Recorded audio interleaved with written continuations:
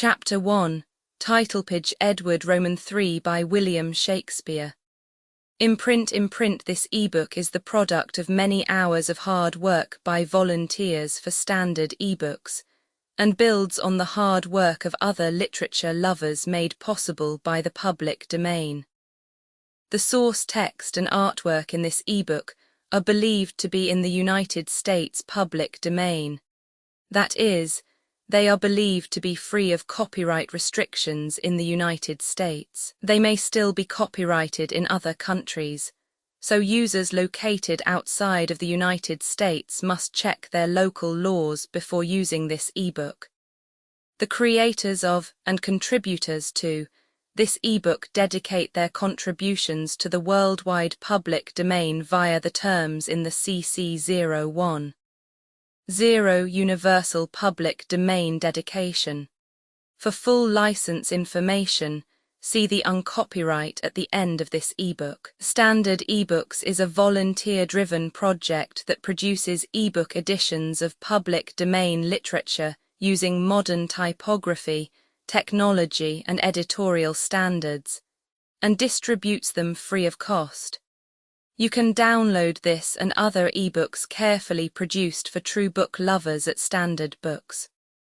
Org. Dramatis Personae Edward III. King of England Edward, Prince of Wales. His son Earl of Warwick, Earl of Derby, Earl of Salisbury, Lord Audley, Lord Percy Lodwick.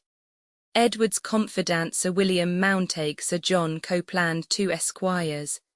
And a herald English Robert, styling himself Earl of Artois, Earl of Mountford, or Montfort, Gobbin de Grey John, King of France Charles, his son Philip, his son Duke of Lorraine Villiers, a French Lord King of Bohemia, aide to King John a Polish captain, aide to King John 6 citizens of Calais a captain and a poor inhabitant of the same another captain, a mariner 3 heralds, and 4 other Frenchmen David, King of Scotland Earl Douglas 2 messengers, Scotch Philip, Edward's Queen Countess of Salisbury a French woman lords and divers other attendants, heralds, officers, soldiers, etc.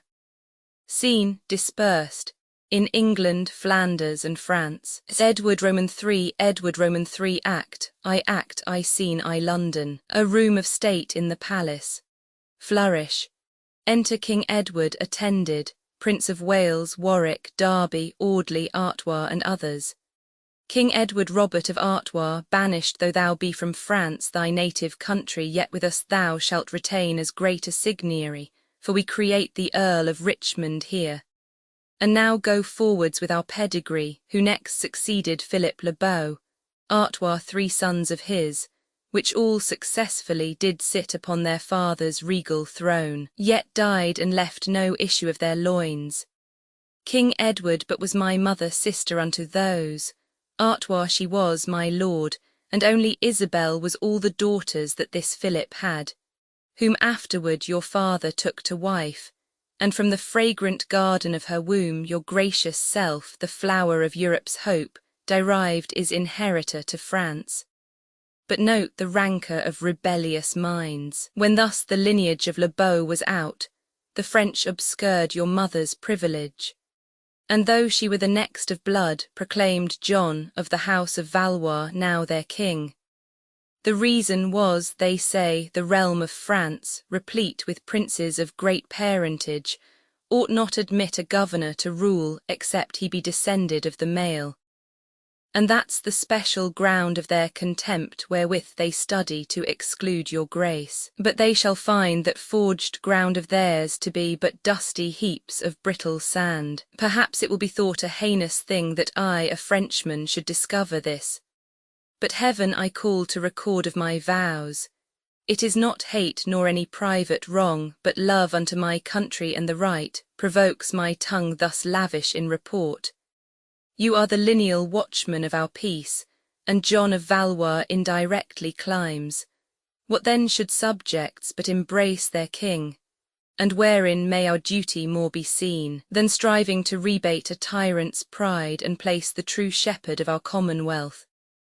King Edward this counsel, Artois like to fruitful showers, hath added growth unto my dignity. And by the fiery vigour of thy words, hot courage is engendered in my breast, which heretofore was racked in ignorance, but now doth mount with golden wings of fame, and will approve fair Isabel's descent, able to yoke their stubborn necks with steel that spurn against my sovereignty in France. Sound a horn, a messenger, Lord Audley know from whence, exit Audley and returns. Audley the Duke of Lorraine, having crossed the seas, entreats he may have conference with your highness. King Edward admit him, lords, that we may hear the news. Exeunt lords, king takes his state, re-enter lords with Lorraine attended. Say, Duke of Lorraine, wherefore art thou come?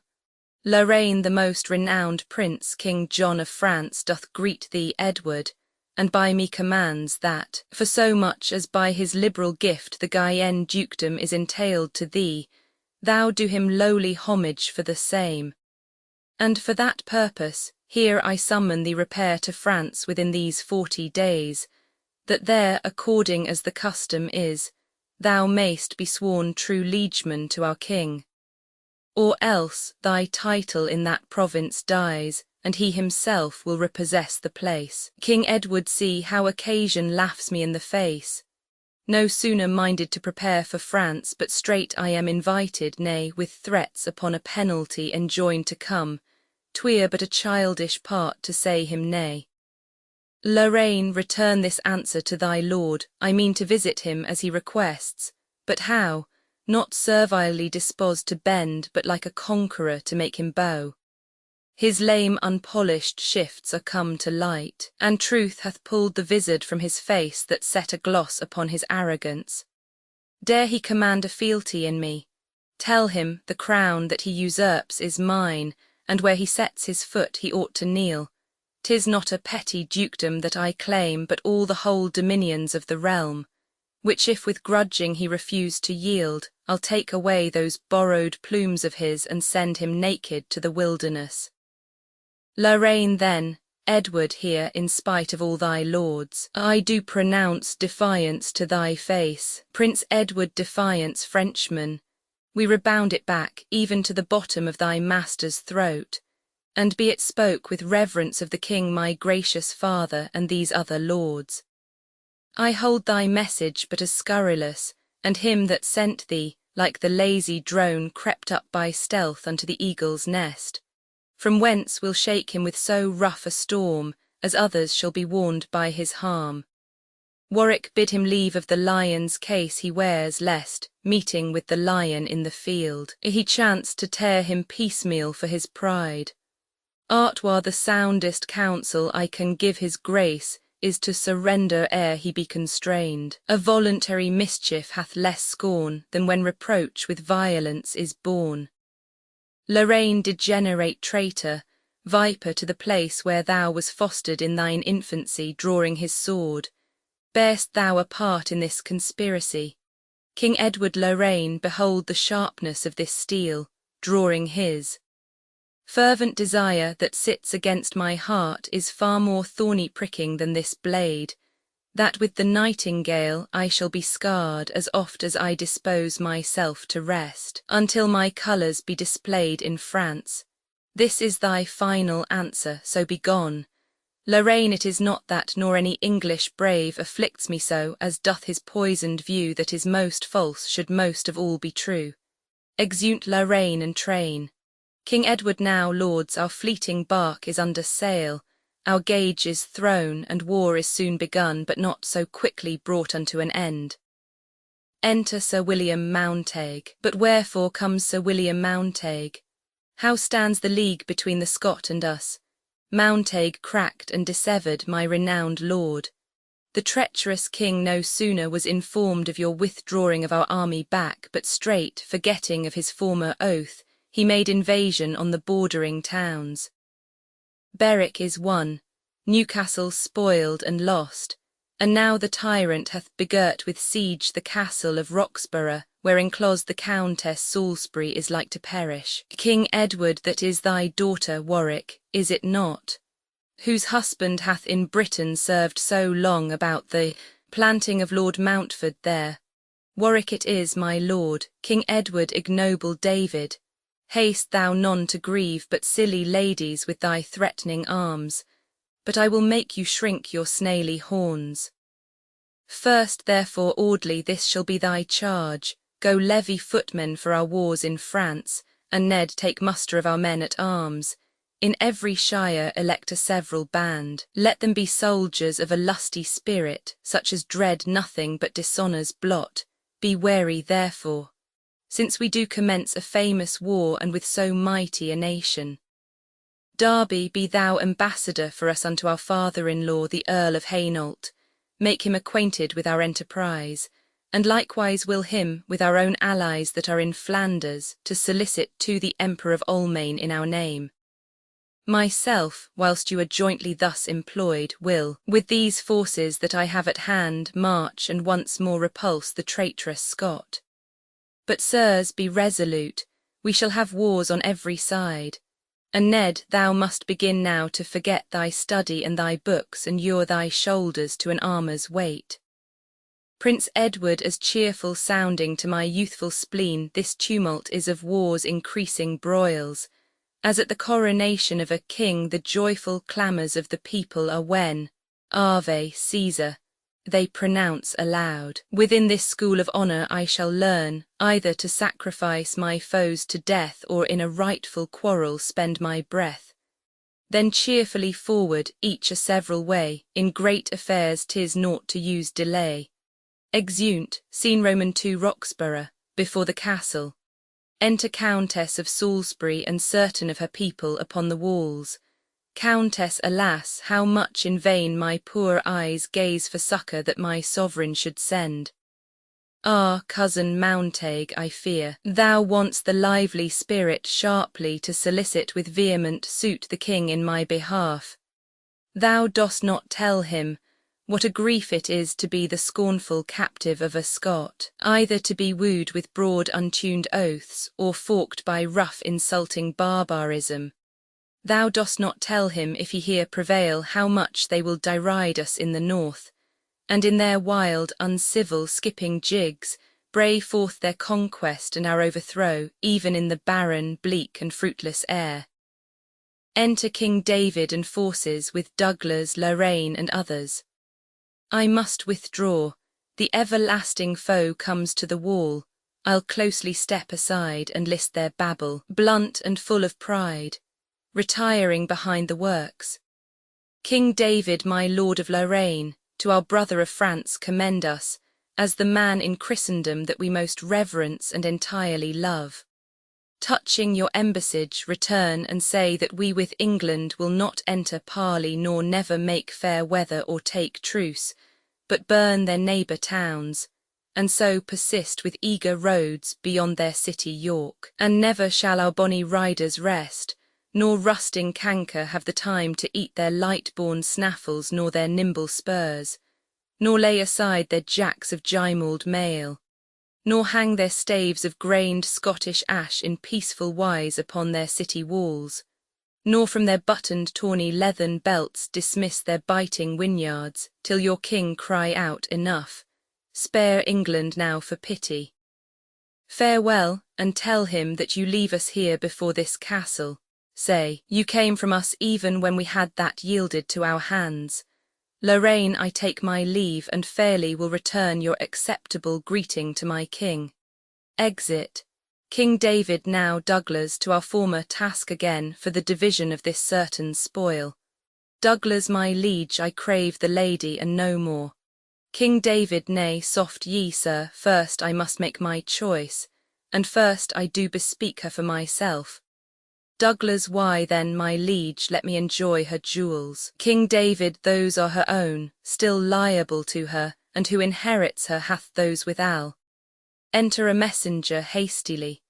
Messenger, my liege, as we were pricking on the hills to fetch in booty, marching hitherward we might descry a might host of men. The sun, reflecting on the armour, showed a field of plate, a wood of pikes advanced. Bethink your highness speedily herein. An easy march within 4 hours will bring the hindmost rank unto this place, my liege. King David, dislodge. Dislodge, it is the King of England. Douglas Jemmy my man, saddle my bonny black. King David, mean'st thou to fight? Douglas, we are too weak. Douglas, I know it well, my liege, and therefore fly. Countess, my lords of Scotland, will ye stay and drink? Rising from her concealment. King David, she mocks at us. Douglas, I can't endure it.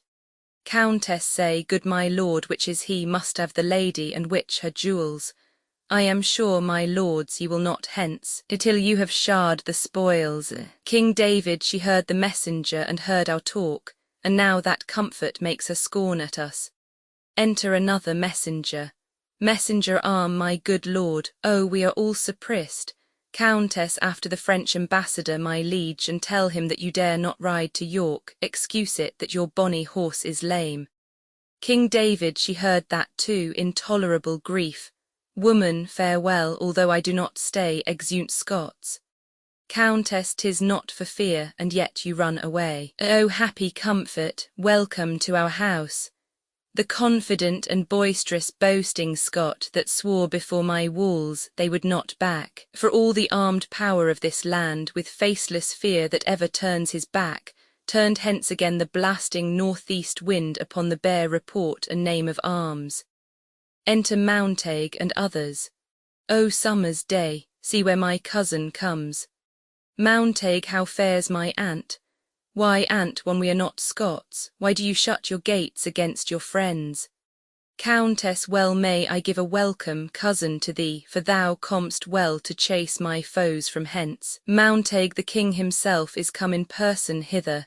Dear aunt, descend and gratulate his highness. Countess, how may I entertain his majesty, to show my duty and his dignity? Exit from above. Enter King Edward, Warwick, Artois, with others. King Edward, what, are the stealing foxes fled and gone before we could uncouple at their heels? Warwick, they are, my liege, but with a cheerful cry hot hounds and hardy chase them at the heels.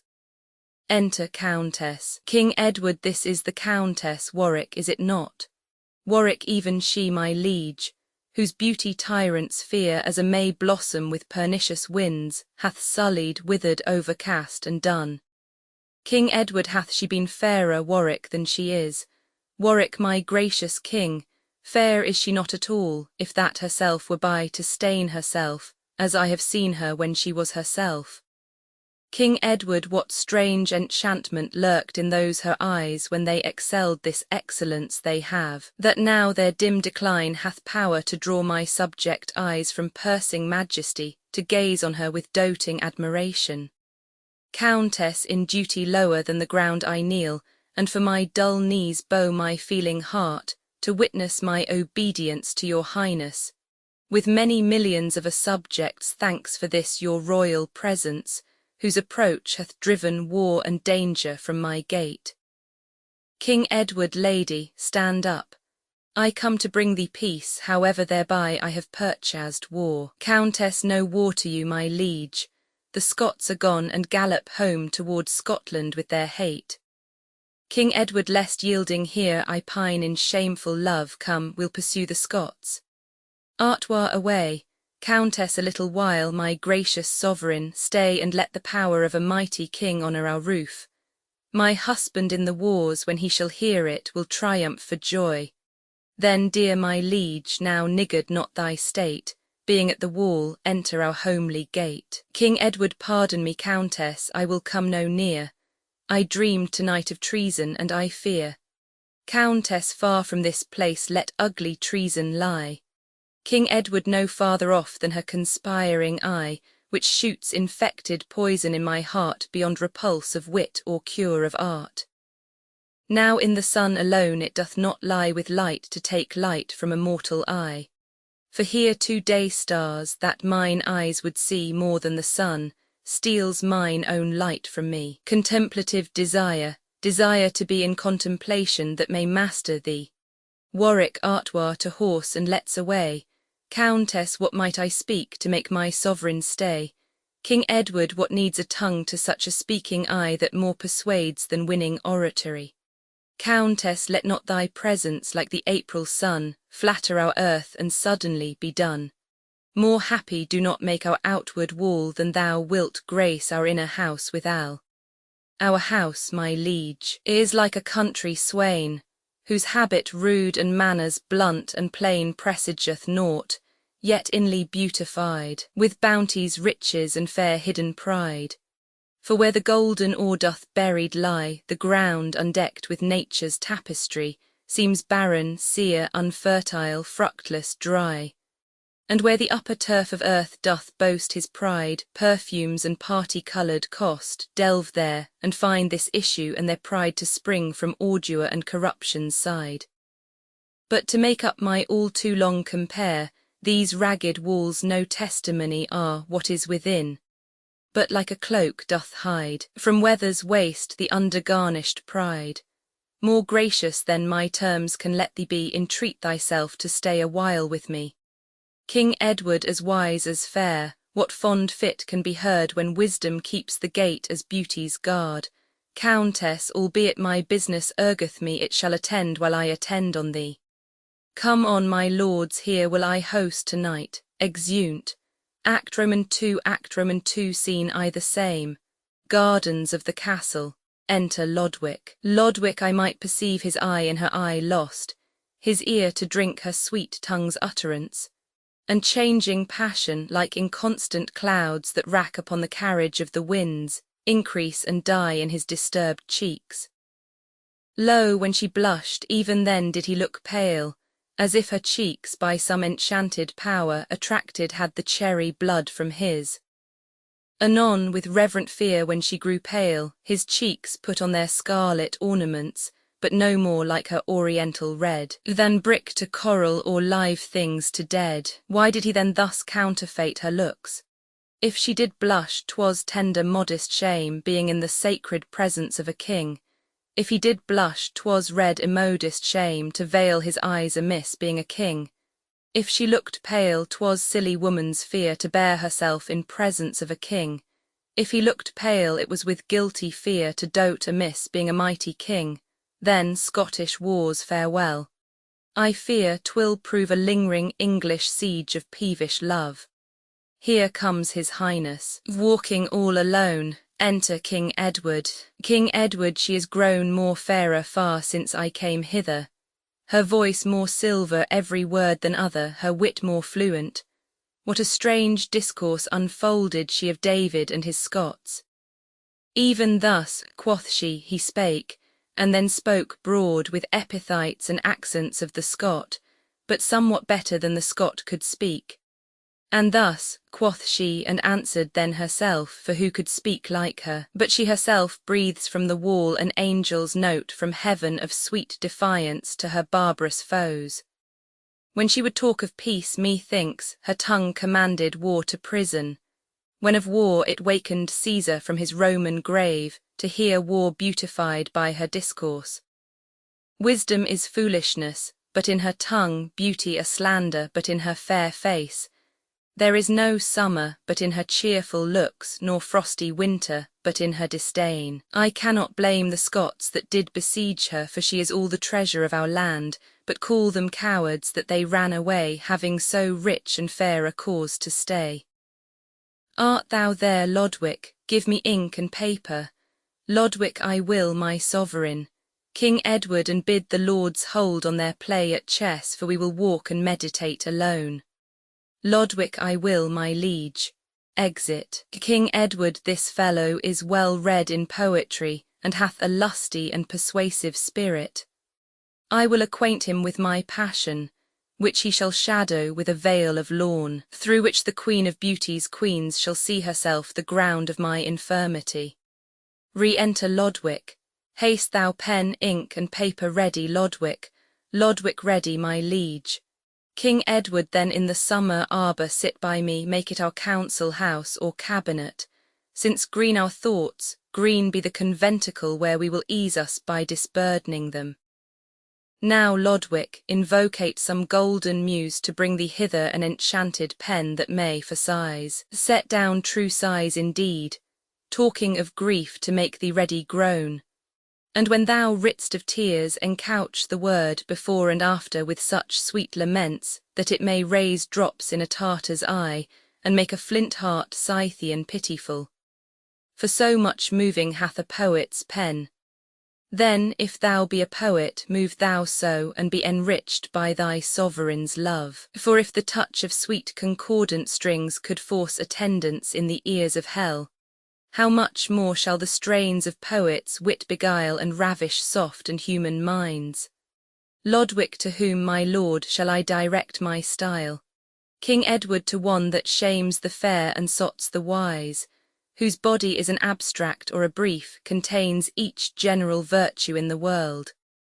Better than beautiful, thou must begin, devise for fair a fairer word than fair, and every ornament that thou wouldst praise fly at a pitch above the soar of praise. For flattery fear thou not to be convicted, for were thy admiration 10 times more, 10 times 10,000 more the worth exceeds, of that thou art to praise thy praises worth. Begin, I will to contemplate the while. Forget not to set down how passionate, how heart-sick, and how full of languishment her beauty makes me. Lodwick, write I to a woman, King Edward, what beauty else could triumph over me, or who but women do our Lovelays greet? What think'st thou I did bid thee praise a horse? Lodwick, of what condition or estate she is, 'twere requisite that I should know, my lord. King Edward, of such estate that hers is as a throne, and my estate the footstool where she treads. Then mayst thou judge what her condition is by the proportion of her mightiness.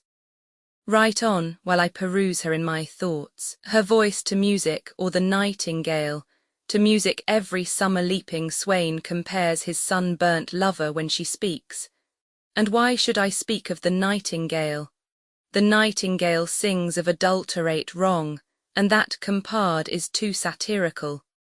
For sin, though sin, would not be so esteemed, but rather virtue sin, sin virtue deemed. Her hair, far softer than the silkworm's twist, like to a flattering glass, doth make more fair the yellow amber. Like a flattering glass comes in too soon. For writing of her eyes, I'll say that like a glass they catch the sun, and thence the hot reflection doth rebound against the breast, and burns my heart within. Ah, what a world of descant makes my soul upon this voluntary ground of love! Come, Lodwick, haste thou turn thy ink to gold. If not, write but in letters capital my mistress' name, and it will gild thy paper. Read, Lodwick, read. Fill thou the empty hollows of mine ears with the sweet hearing of thy poetry. Lodwick, I have not to a period brought her praise. King Edward, her praise is as my love, both infinite, which apprehend such violent extremes that they disdain an ending period. Her beauty hath no match but my affection, hers more than most, mine most, and more than more, hers more to praise than tell the sea by drops. Nay, more than drop the massy earth by sands, and sand by sand print them in memory. Then wherefore talk'st thou of a period to that which craves unended admiration? Read, let us hear. Lodwick, more fair and chaste than is the Queen of Shades. King Edward, that line hath 2 faults, gross and palpable. Compare thou her to the pale Queen of Night, who, being set in dark, seems therefore light. What is she when the sun lifts up his head but like a fading taper, dim and dead? My love shall brave the eye of heaven at noon, and being unmasked, outshine the golden sun. Lodwick, what is the other fault, my sovereign lord? King Edward, read o'er the line again. Lodwick, more fair and chaste. King Edward, I did not bid thee talk of chastity, to ransack so the treasure of her mind, for I had rather have her chased than chaste. Out with the moon line, I will none of it, and let me have her likened to the sun. Say, she hath thrice more splendour than the sun, that her perfections emulate the sun, that she breeds sweets as plenteous as the sun, that she doth thaw cold winter like the sun, that she doth cheer fresh summer like the sun, that she doth dazzle gazers like the sun. And in this application to the sun, bid her be free and general as the sun, who smiles upon the basest weed that grows, as lovingly as on the fragrant rose. Let's see what follows that same moonlight line. Lodwick, more fair and chaste than is the Queen of Shades, more bold in constancy. King Edward in constancy, than who, Lodwick than Judith was. King Edward, O monstrous line, put in the next a sword, and I shall woo her to cut of my head. Blot, blot, good Lodwick, let us hear the next. Lodwick, there's all that yet is done. King Edward, I thank thee then, thou hast done little ill, but what is done is passing, passing ill. No, let the captain talk of boisterous war, the prisoner of immured dark constraint. The sick man best sets down the pangs of death, the man that starves, the sweetness of a feast, the frozen soul, the benefit of fire, and every grief his happy opposite. Love cannot sound well but in lovers' tongues. Give me the pen and paper, I will write. Enter Countess. But soft, here comes the treasurer of my spirit. Lodwick, thou know'st not how to draw a battle. These wings, these flankers, and these squadrons argue in the defective discipline. Thou shouldest have placked this here, this other here. Countess, pardon my boldness, my thrice gracious lord. Let my intrusion here be called my duty, that comes to see my sovereign how he fares. King Edward, go, draw the same, I tell thee in what form. Lodwick, I go. Exit. Countess, sorry I am to see my liege so sad. What may thy subject do to drive from thee thy gloomy consort, sullen melancholy? King Edward, our lady, I am blunt and cannot straw the flowers of solace in a ground of shame. Since I came hither, Countess, I am wronged. Countess, now, God forbid that any in my house should think my sovereign wrong. Thrice gentle king, acquaint me with your cause of discontent. King Edward, how near then shall I be to remedy? Countess, as near, my liege, as all my woman's power can pawn itself to buy thy remedy. King Edward, if thou speakst true, then have I my redress. Engage thy power to redeem my joys, and I am joyful, Countess, else I die. Countess, I will, my liege. King Edward, swear, Countess, that thou wilt. Countess, by heaven I will. King Edward, then take thyself a little way aside, and tell thyself a king doth dote on thee. Say that within thy power it too doth lie to make him happy, and that thou hast sworn to give him all the joy within thy power. Do this, and tell me when I shall be happy. Countess, all this is done, my thrice dread sovereign, that power of love, that I have power to give, thou hast with all devout obedience. Employ me how thou wilt in proof thereof. King Edward, thou hear'st me say that I do dote on thee. Countess, if on my beauty, take it if thou canst, though little I do prize it 10 times less. If on my virtue, take it if thou canst, for virtue's store by giving doth augment, be it on what it will that I can give and thou canst take away, inherit it. King Edward, it is thy beauty that I would enjoy. Countess, oh, were it painted, I would wipe it off and dispossess myself to give it thee. But sovereign, it is soldered to my life, take one and both, for like an humble shadow it haunts the sunshine of my summer's life. King Edward, but thou mayst lend it me to sport withal. Countess, as easy may my intellectual soul be lent away, and yet my body live as lend my body, palace to my soul, away from her, and yet retain my soul. My body is her bower, her court, her abbey, and she an angel, pure, divine, unspotted. If I should leave her house, my lord, to thee, I kill my poor soul, and my poor soul me. King Edward, didst thou not swear to give me what I would? Countess, I did, my liege, so what you would I could. King Edward, I wish no more of thee than thou mayst give, nor beg I do not, but I rather buy. That is thy love. And for that love of thine, in rich exchange, I tender to thee mine. Countess, but that your lips were sacred, my lord, you would profane the holy name of love. That love you offer me you cannot give, for Caesar owes that tribute to his queen. That love you beg of me I cannot give, for Sarah owes that duty to her lord. He that doth clip or counterfeit your stamp shall die, my lord. And will your sacred self commit high treason against the King of Heaven, to stamp his image in forbidden metal, forgetting your allegiance and your oath? In violating marriage sacred law, you break a greater honour than yourself. To be a king is of a younger house than to be married. Your progenitor, sole reigning Adam on the universe, by God was honoured for a married man, but not by him anointed for a king. It is a penalty to break your statutes, though not enacted with your highness' hand. How much more to infringe the holy act made by the mouth of God, sealed with his hand. I know my sovereign in my husband's love, who now doth loyal service in his wars, doth but so try the wife of Salisbury whether she will hear a wanton's tale or no, lest being therein guilty by my stay, from that not from my liege I turn away. Exit. King Edward, whether is her beauty by her words divine, or are her words sweet chaplains to her beauty? Like as the wind doth beautify a sail, and as a sail becomes the unseen wind, so do her words her beauty words. Oh, that I were a honey-gathering bee to bear the comb of virtue from this flower, and not a poison-sucking, envious spider, to turn the juice I take to deadly venom. Religion is austere and beauty gentle, too strict a guardian for so fair a ward. Oh, that she were as is the air to me! Why, so she is, for when I would embrace her, this do I, and catch nothing but myself, I must enjoy her, for I cannot beat with reason and reproof fond love away. Enter Warwick. Here comes her father, I will work with him to bear my colours in this field of love. Warwick, how is it that my sovereign is so sad? May I with pardon know your highness' grief, and that my old endeavour will remove it, it shall not cumber long your majesty.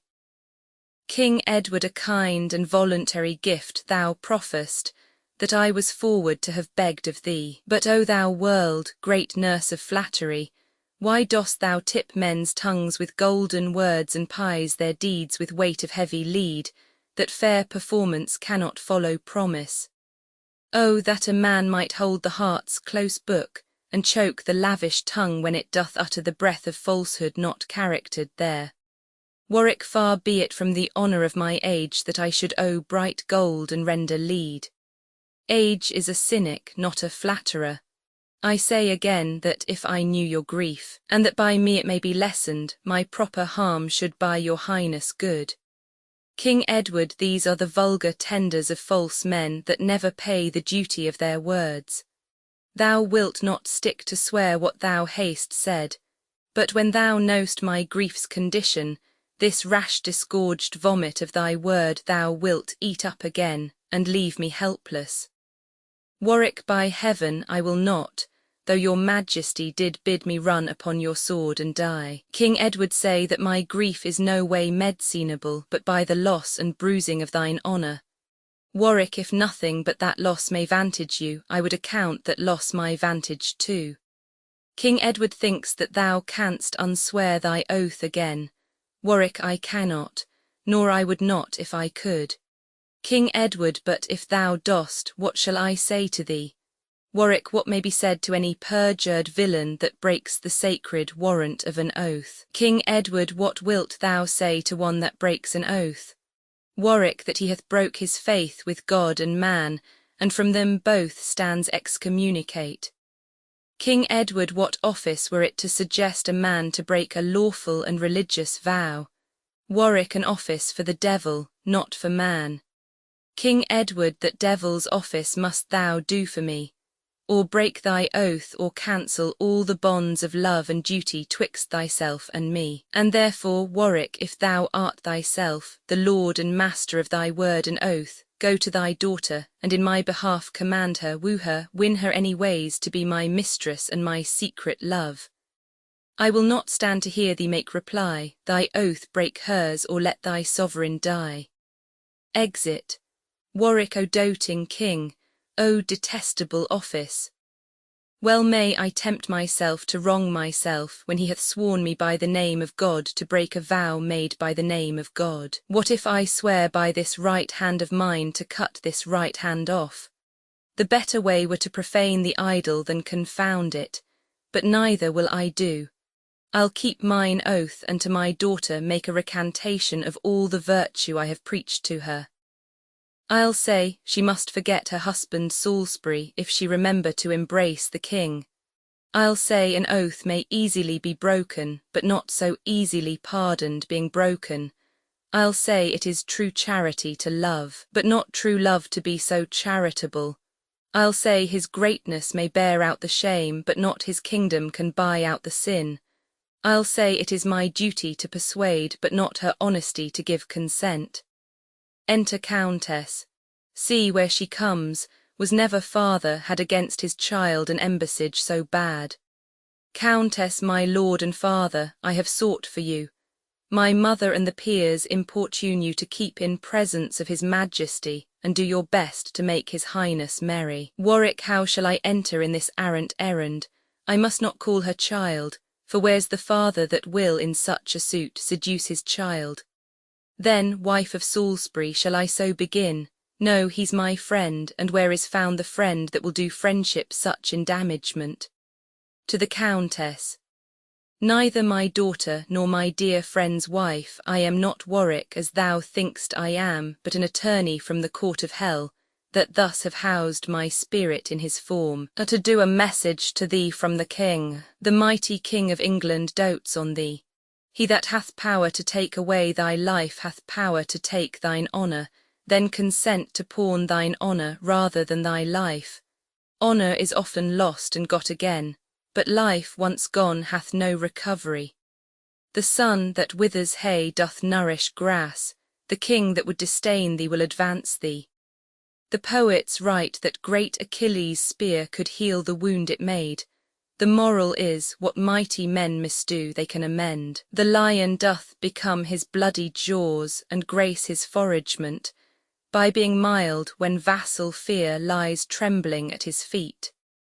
The king will in his glory hide thy shame, and those that gaze on him to find out thee will lose their eyesight, looking in the sun. What can one drop of poison harm the sea, whose hudgy vastures can digest the ill and make it lose his operation? The king's great name will temper thy misdeeds, and give the bitter potion of reproach a sugared sweet and most delicious taste. Besides, it is no harm to do the thing which without shame could not be left undone. Thus have I, in his majesty's behalf, apparelled sin in virtuous sentences, and dwell upon thy answer in his suit.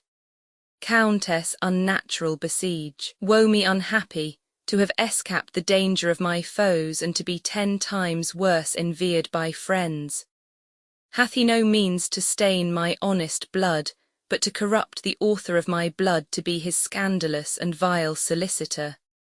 No marvel, though the branches be then infected, when poison hath encompassed the root. No marvel, though the leprous infant die, when the stern dam envenometh the dug. Why then give sin a passport to offend, and youth the dangerous reign of liberty? Blot out the strict forbidding of the law, and cancel every canon that prescribes a shame for shame or penance for offence. No, let me die if his too boisterous will have it so, before I will consent to be an actor in his graceless lust. Warwick, why now thou speak'st as I would have thee speak, and mark how I unsay my words again. An honourable grave is more esteemed than the polluted closet of a king. The greater man, the greater is the thing, be it good or bad, that he shall undertake. An unreputed mote, flying in the sun, presents a greater substance than it is. The freshest summer's day doth soonest taint the loathed carrion that it seems to kiss. Deep are the blows made with a mighty axe, that sin doth 10 times aggravate itself, that is committed in a holy place. An evil deed done by authority is sin and subornation. Deck an ape in tissue, and the beauty of the robe adds but the greater scorn unto the beast. A spacious field of reasons could I urge between his glory, daughter, and thy shame. That poison shows worst in a golden cup. Dark night seems darker by the lightning flash. Lilies that fester smell far worse than weeds, and every glory that inclines to sin, the shame is treble by the opposite. So leave I with my blessing in thy bosom, which then convert to a most heavy curse when thou convertst from honour's golden name to the black faction of bed-blotting shame. Exit, Countess, I'll follow thee, and when my mind turns so, my body sink my soul in endless woe. Exit, scene Roman 2 the same. A room in the castle. Enter Darby and Audley meeting. Darby thrice noble, Audley well encountered here.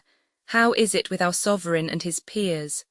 Audley, 'tis full a fortnight since I saw his highness, what time he sent me forth to muster men, which I accordingly have done, and bring them hither in fair array before his majesty. What news, my lord of Derby, from the emperor? Derby as good as we desire.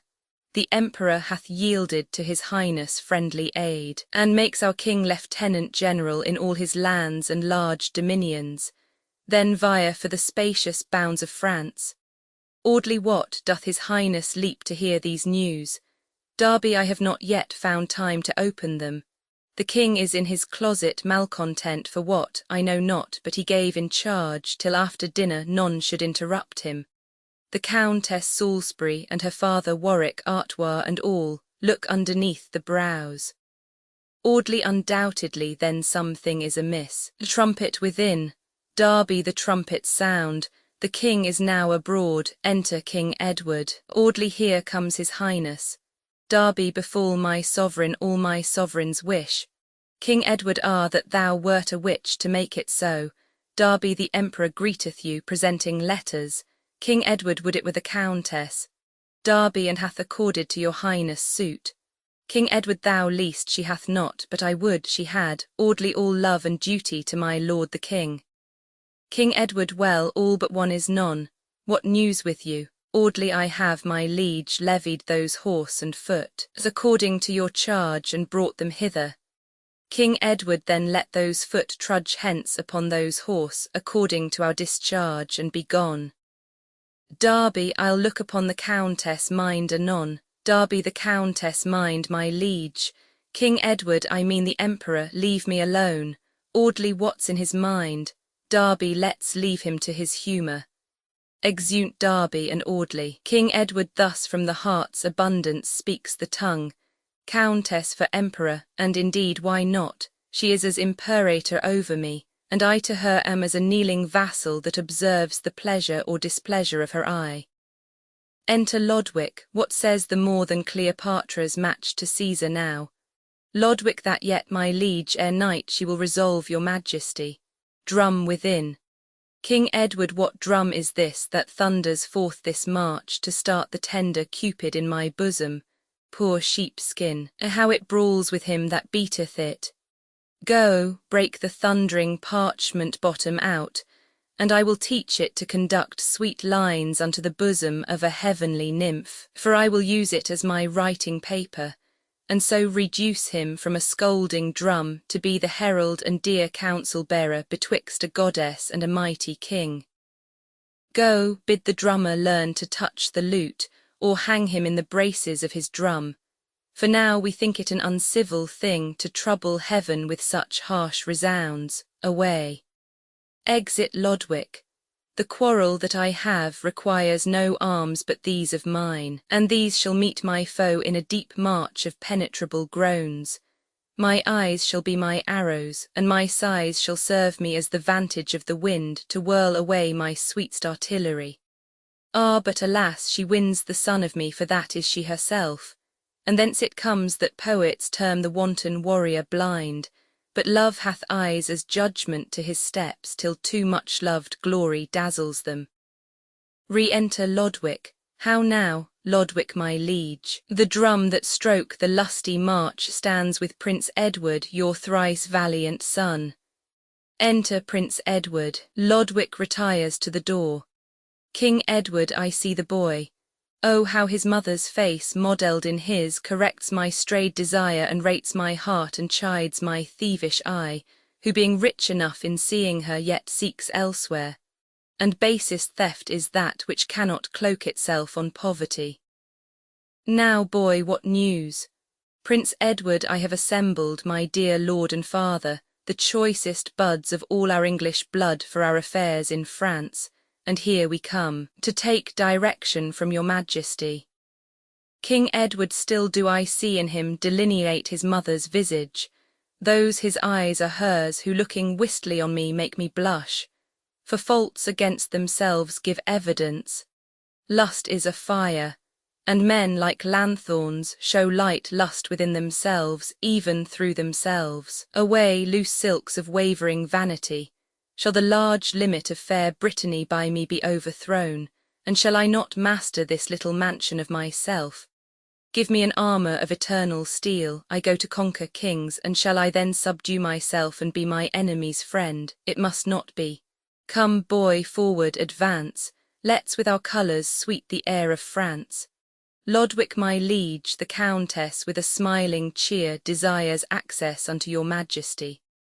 Advancing from the door, and whispering to him, King Edward, why, there it goes, that very smile of hers hath ransomed captive France and set the king, the dauphin, and the peers at liberty.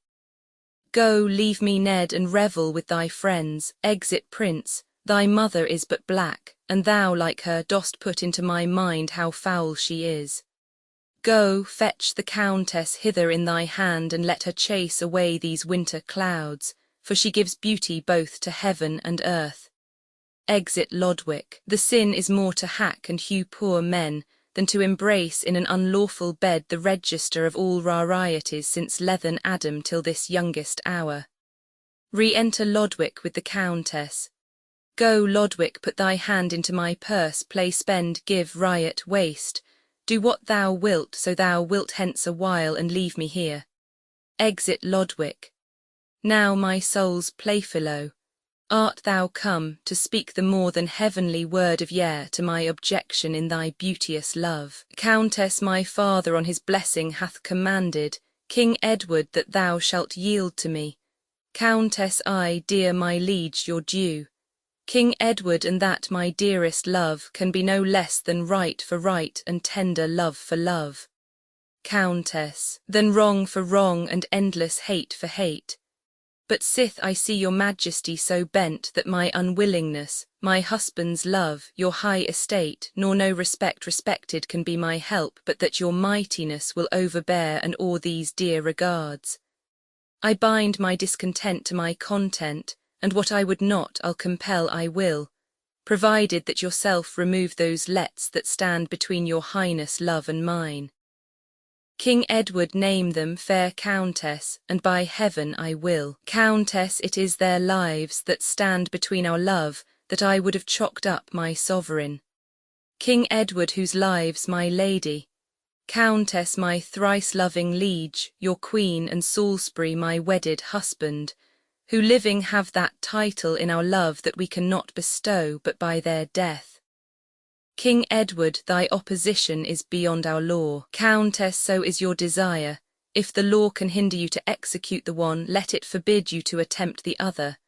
I cannot think you love me as you say unless you do make good what you have sworn. King Edward no more, thy husband and the queen shall die. Fairer thou art by far than Hero was, beardless Leander not so strong as I. He swum an easy current for his love, but I will through a Hellespont of blood to arrive at Sestos where my hero lies. Countess, nay, you'll do more, you'll make the river too with their heart bloods that keep our love asunder, of which my husband and your wife are twain.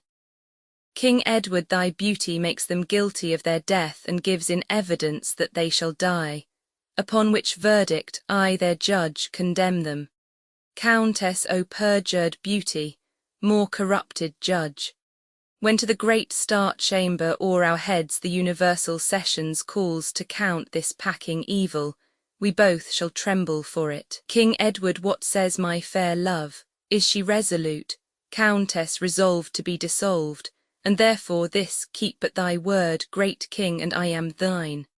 Stand where thou dost, I'll part a little from thee and see how I will yield me to thy hands, turning suddenly upon him and showing 2 daggers. Here by my side doth hang my wedding knifes. Take thou the one and with it kill thy queen and learn by me to find her where she lies. And with this other I'll dispatch my love, which now lies fast asleep within my heart. When they are gone, then I'll consent to love. Stir not, lascivious king, to hinder me. My resolution is more nimbler far than thy prevention can be in my rescue, and if thou stir I strike. Therefore stand still, and hear the choice that I will put thee to. Either swear to leave thy most unholy suit, and never henceforth to solicit me, or else, by heaven, kneeling this sharp-pointed knife shall stain thy earth with that which thou wouldst stain, my poor chaste blood. Swear, Edward, swear, or I will strike and die before thee here. King Edward, even by that power I swear, that gives me now the power to be ashamed of myself, I never mean to part my lips again in any words that tends to such a suit. Arise, true English lady, whom our isle may better boast of than e'er Roman might of her, whose ransacked treasury hath tasked the vain endeavour of so many pens. Arise, and be my fault thy honour's fame, which after ages shall enrich thee with. I am awaked from this idle dream. Warwick, my son, Derby, Artois, and Audley, brave warriors all, where are you all this while? Enter, prince and lords. Warwick, I make thee warden of the north. Thou, Prince of Wales, and Audley, straight to sea, scour to Newhaven, some there stay for me. Myself, Artois, and Derby will through Flanders to greet our friends there and to crave their aid. This night will scarce suffice me to discover my folly's siege against a faithful lover, for ere the sun shall gild the eastern sky, we'll wake him with our martial harmony. Exeunt. Act Roman 3, Act Roman 3, Scene I Flanders. The French camp. Enter King John of France, his two sons, Charles Duke of Normandy and Philip, the Duke of Lorraine, and others. King John here, till our navy of 1,000 sail have made a breakfast to our foe by sea, let us encamp to wait their happy speed. Lorraine, what readiness is Edward in? How haste thou heard that he provided is of martial furniture for this exploit? Lorraine, to lay aside unnecessary soothing, and not to spend the time in circumstance, 'tis bruited for a certainty, my lord, that he's exceeding strongly fortified. His subjects flock as willingly to war as if unto a triumph they were led. Charles England was wont to harbour malcontents, bloodthirsty and seditious Catilines, spendthrifts, and such as gape for nothing else but changing and alteration of the state. And is it possible that they are now so loyal in themselves? Lorraine all but the Scot, who solemnly protests, as heretofore I have informed his grace, never to sheath his sword or take a truce. King John that's the anchorage of some better hope. But on the other side to think what friends King Edward hath retained in Netherland, among those ever-bibbing epicures, those frothy Dutchmen, puffed with double beer, that drink and swill in every place they come, doth not a little aggravate mine ire. Besides, we hear the Emperor conjoins and stalls him in his own authority. But all the mightier that their number is, the greater glory reaps the victory. Some friends have we beside domestic power, the stern Polonian and the warlike Dane, the King of Bohemia and of Sicily, are all become confederates with us, and as I think are marching hither apace. Drum within. But soft I hear the music of their drums, by which I guess that their approach is near. Enter the King of Bohemia and forces, aid of Danes, Poles, and Muscovites. King of Bohemia, King John of France, as league and neighbourhood requires when friends are anyway distressed, I come to aid thee with my country's force. Pole, and from great Moscow, fearful to the Turk, and lofty Poland, nurse of hardy men, I bring these servitors to fight for thee who willingly will venture in thy cause. King John welcome, Bohemian King, and welcome all. This your great kindness I will not forget. Besides your plentiful rewards in crowns, that from our treasury ye shall receive, there comes a hare-brained nation, decked in pride, the spoil of whom will be a treble game. And now my hope is full, my joy complete. At sea we are as puissant as the force of Agamemnon in the haven of Troy. By land, with Xerxes we compare of strength, whose soldiers drank up rivers in their thirst. Then, Bayard-like, blind overweening Ned, to reach at our imperial diadem is either to be swallowed of the waves or hacked a pieces when thou comest ashore.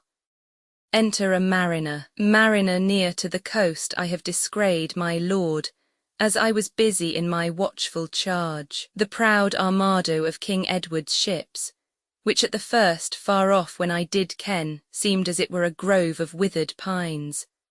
But drawing near their glorious bright aspect, their streaming ensigns wrought of coloured silk, like to a meadow full of sundry flowers, adorns the naked bosom of the earth.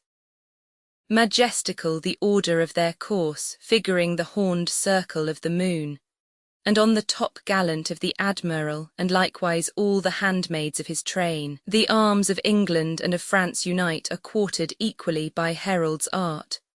Thus, tightly carried with a merry gale, they plough the ocean hitherward amain. King John dare he already crop the flower de luce. I hope, the honey being gathered thence, he with the spider afterward approached, shall suck forth deadly venom from the leaves. But where's our navy? How are they prepared to wing themselves against this flight of ravens? Mariner they, having knowledge brought them by the scouts, did break from anchor straight, and puffed with rage no otherwise than were their sails with wind, made forth as when the empty eagle flies to satisfy his hungry griping maw. King John, there's for thy news. Return unto thy bark, and if thou scape the bloody stroke of war and do survive the conflict, come again and let us hear the manner of the fight. Exit mariner. Mean space, my lords, 'tis best we be dispersed to several places lest they chance to land. First, you, my lord, with your Bohemian troops shall pitch your battles on the lower hand. My eldest son, the Duke of Normandy, together with the aid of Muscovites, shall climb the higher ground another way. Here in the middle coast, betwixt you both, Philip, my youngest boy, and I will lodge. So, lords, be gone and look unto your charge. You stand for France, an empire fair and large. Exeunt Charles Lorraine, King of Bohemia and forces. Now tell me, Philip, what is thy conceit touching the challenge that the English make? Philip, I say, my lord, claim Edward what he can, and bring he ne'er so plain a pedigree, 'tis you are in possession of the crown, and that's the surest point of all the law. But were it not yet ere he should prevail, I'll make a conduit of my dearest blood, or chase those straggling upstarts home again. King John well said, young Philip, call for bread and wine, that we may cheer our stomachs with repast, to look our foes more sternly in the face. A table and provisions brought in, king and his son set down to it. Ordnance afar off. Now is begun the heavy day at sea. Fight, Frenchmen, fight, be like the field of bears when they defend their younglings in the caves. Steer, angry Nemesis, the happy helm, that with the sulphur battles of your rage the English fleet may be dispersed and sunk. Ordnance again. Philip, O father, how this echoing cannon shot, like sweetest harmony, digests my eats. King John, now, boy, thou hear'st what thundering terror 'tis to buckle for a kingdom's sovereignty. The earth with giddy trembling when it shakes, or when the exhalations of the air breaks in extremity of lightning flash, affrights not more than kings when they dispose to show the rancour of their high-swollen hearts. Retreat heard. Retreat is sounded. One side hath the worse, oh, if it be the French. Sweet fortune, turn, and in thy turning change the forward winds, that with advantage of a favouring sky, our men may vanquish and the other fly. Enter mariner. My heart misgives. Say, mirror of pale death, to whom belongs the honour of this day. Relate, I pray thee, if thy breath will serve, the sad discourse of this discomfiture. Mariner, I will, my lord. My gracious sovereign, France hath ta'en the foil, and boasting Edward triumphs with success. These iron-hearted navies, when last I was reporter to your grace, both full of angry spleen, of hope and fear, hasting to meet each other in the face, at last conjoined, and by their admiral our admiral encountered many shot. By this the other that beheld these twain give earnest penny of a further wrack, like fiery dragons took their haughty flight, and likewise meeting from their smoky wombs sent many grim ambassadors of death. Then 'gan the day to turn to gloomy night, and darkness did as well enclose the quick as those that were but newly reft of life. No leisure served for friends to bid farewell, and if it had, the hideous noise was such as each to other seemed deaf and dumb. Purple the sea, whose channel filled as fast with streaming gore that from the maimed fell as did her gushing moisture break into the crannied cleftures of the through-shot planks. Here flew a head, dissevered from the trunk, their mangled arms and legs were tossed aloft, as when a whirlwind takes the summer dust and scatters it in middle of the air. Then might ye see the reeling vessels split and tottering sink into the ruthless flood, until their lofty tops were seen no more. All shifts were tried both for defence and hurt. And now the effect of valour and of fear, of resolution and of cowardice, we lively pictured, how the one for fame, the other by compulsion laid about. Much did the non-peril that brave ship, so did the black snake of Bullen than which a bonnier vessel never yet spread sail. But all in vain, both sun, the wind and tide revolted all unto our foemen's side, that we perforce were fain to give them way, and they are landed. Thus my tale is done, we have untimely lost, and they have won. King John then rests there nothing, but with present speed to join our several forces all in one, and bid them battle ere they range too far. Come, gentle Philip, let us hence depart, this soldier's words have piqued thy father's heart. Exeunt, scene Roman 2 Picardy, fields near Cressy. Enter a Frenchman, meeting certain others, a woman and 2 children, laden with household stuff as removing. First Frenchman, well met, my masters, how now, what's the news, and wherefore are ye laden thus with stuff? What is it quarter day that you remove and carry bag and baggage too? Second Frenchman, quarter day. Aye, and quartering day I fear, have ye not heard the news that flies abroad? First Frenchman, what news? Third Frenchman, how the French navy is destroyed at sea and that the English army is arrived.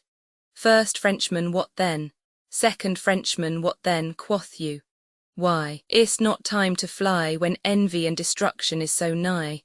First Frenchman, content thee, man, they are far enough from hence, and will be met, I warrant ye, to their cost, before they break so far into the realm. Second Frenchman, I, so the grasshopper doth spend the time in mirthful jollity, till winter come, and then too late he would redeem his time when frozen cold hath nipped his careless head. He that no sooner will provide a cloak, than when he sees it doth begin to rain may, peradventure, for his negligence, be throughly washed when he suspects it not. We that have charge and such a train as this must look in time to look for them and us, lest when we would we cannot be relieved. First Frenchman, belike, you then despair of all success and think your country will be subjugate. Third Frenchman, we cannot tell, 'tis good to fear the worst. First Frenchman, yet rather fight, than like unnatural sons forsake your loving parents in distress. Second Frenchman, tush, they that have already taken arms are many fearful millions in respect of that small handful of our enemies. But 'tis a rightful quarrel must prevail.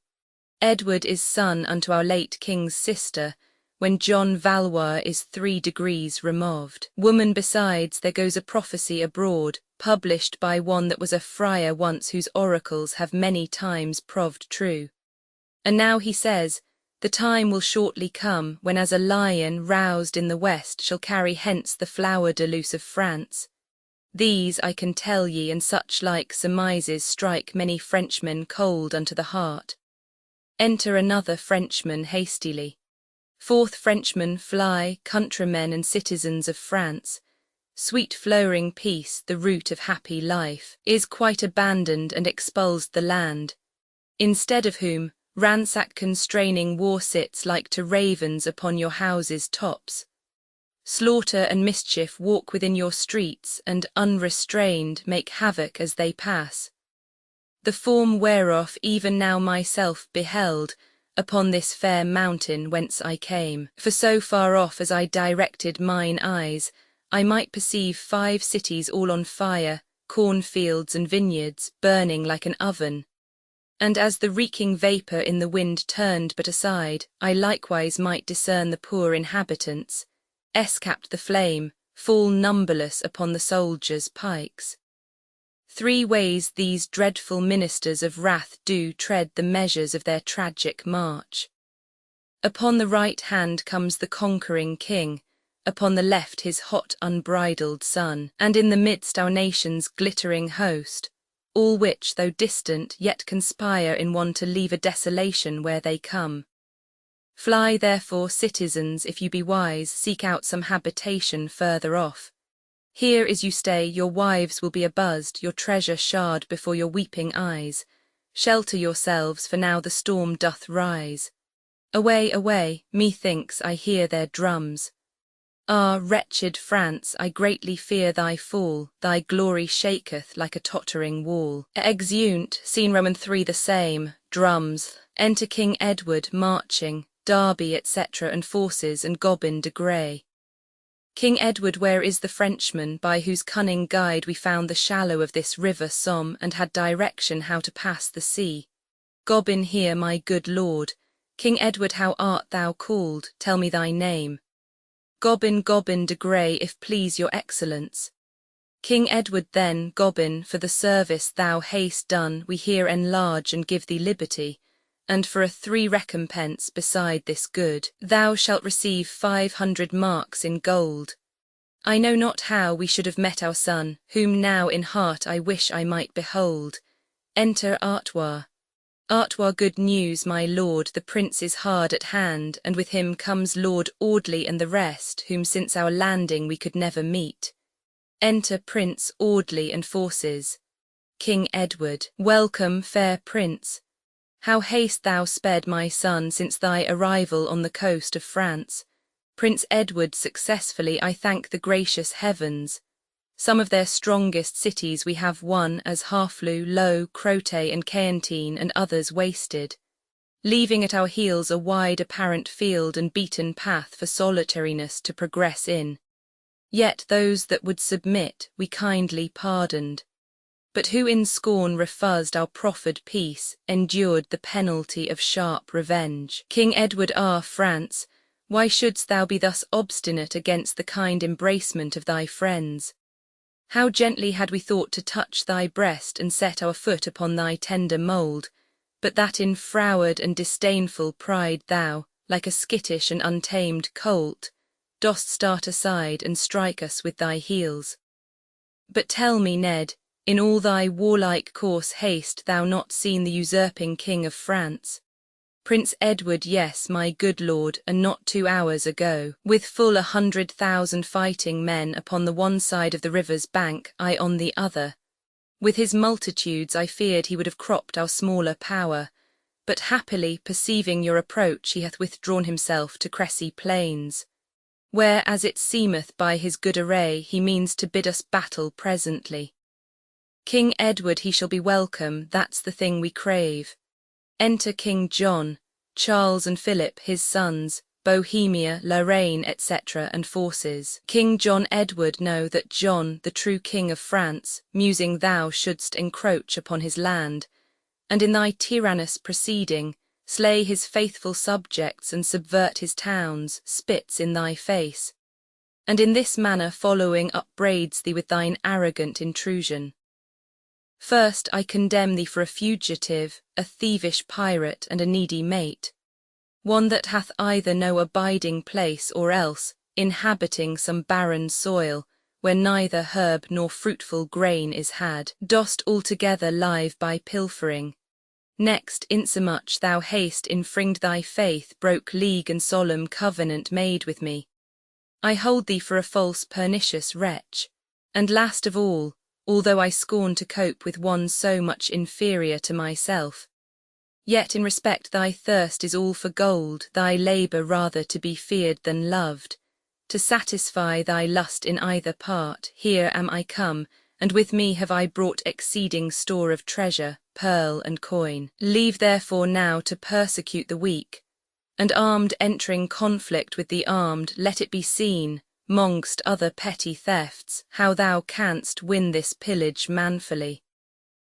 King Edward, if gall or wormwood have a pleasant taste, then is thy salutation honey sweet. But as the one hath no such property, so is the other most satirical. Yet what how I regard thy worthless taunts! If thou have uttered them to foil my fame or dim the reputation of my birth, know that thy wolvish barking cannot hurt. If slyly to insinuate with the world, and with a strumpet's artificial line to paint thy vicious and deformed cause, be well assured the counterfeit will fade, and in the end thy foul defects be seen. But if thou didst it to provoke me on, as who should say, I were but timorous, or coldly negligent did need a spur, bethink thyself how slack I was at sea. How, since my landing, I have won no towns, entered no further but upon the coast, and there have ever since securely slept. But if I have been otherwise employed, imagine, Valois, whether I intend to skirmish not for pillage but for the crown which thou dost wear, and that I vow to have, or one of us shall fall into his grave. Prince Edward, look not for cross invectives at our hands or railing execrations of despite. Let creeping serpents hid in hollow banks sting with their tongues. We have remorseless swords, and they shall plead for us and our affairs. Yet thus much, briefly, by my father's leave, as all the immodest poison of thy throat is scandalous and most notorious lies, and our pretended quarrel is truly just, so end the battle when we meet today. May either of us prosper and prevail, or, luckless cursed, receive eternal shame. King Edward, that needs no further question, and I know his conscience witnesseth it is my right. Therefore, Valois, say, wilt thou yet resign, before the sickles thrust into the corn or that enkindled fury turn to flame? King John Edward, I know what right thou hast in France, and ere I basely will resign my crown, this champion field shall be a pool of blood and all our prospect as a slaughter-house. Prince Edward, I, that approves thee, tyrant, what thou art, no father, king, or shepherd of thy realm, but one that tears her entrails with thy hands and, like a thirsty tiger, suckst her blood. Orderly, you peers of France, why do you follow him that is so prodigal to spend your lives? Charles, whom should they follow, aged impotent, but he that is their true-born sovereign?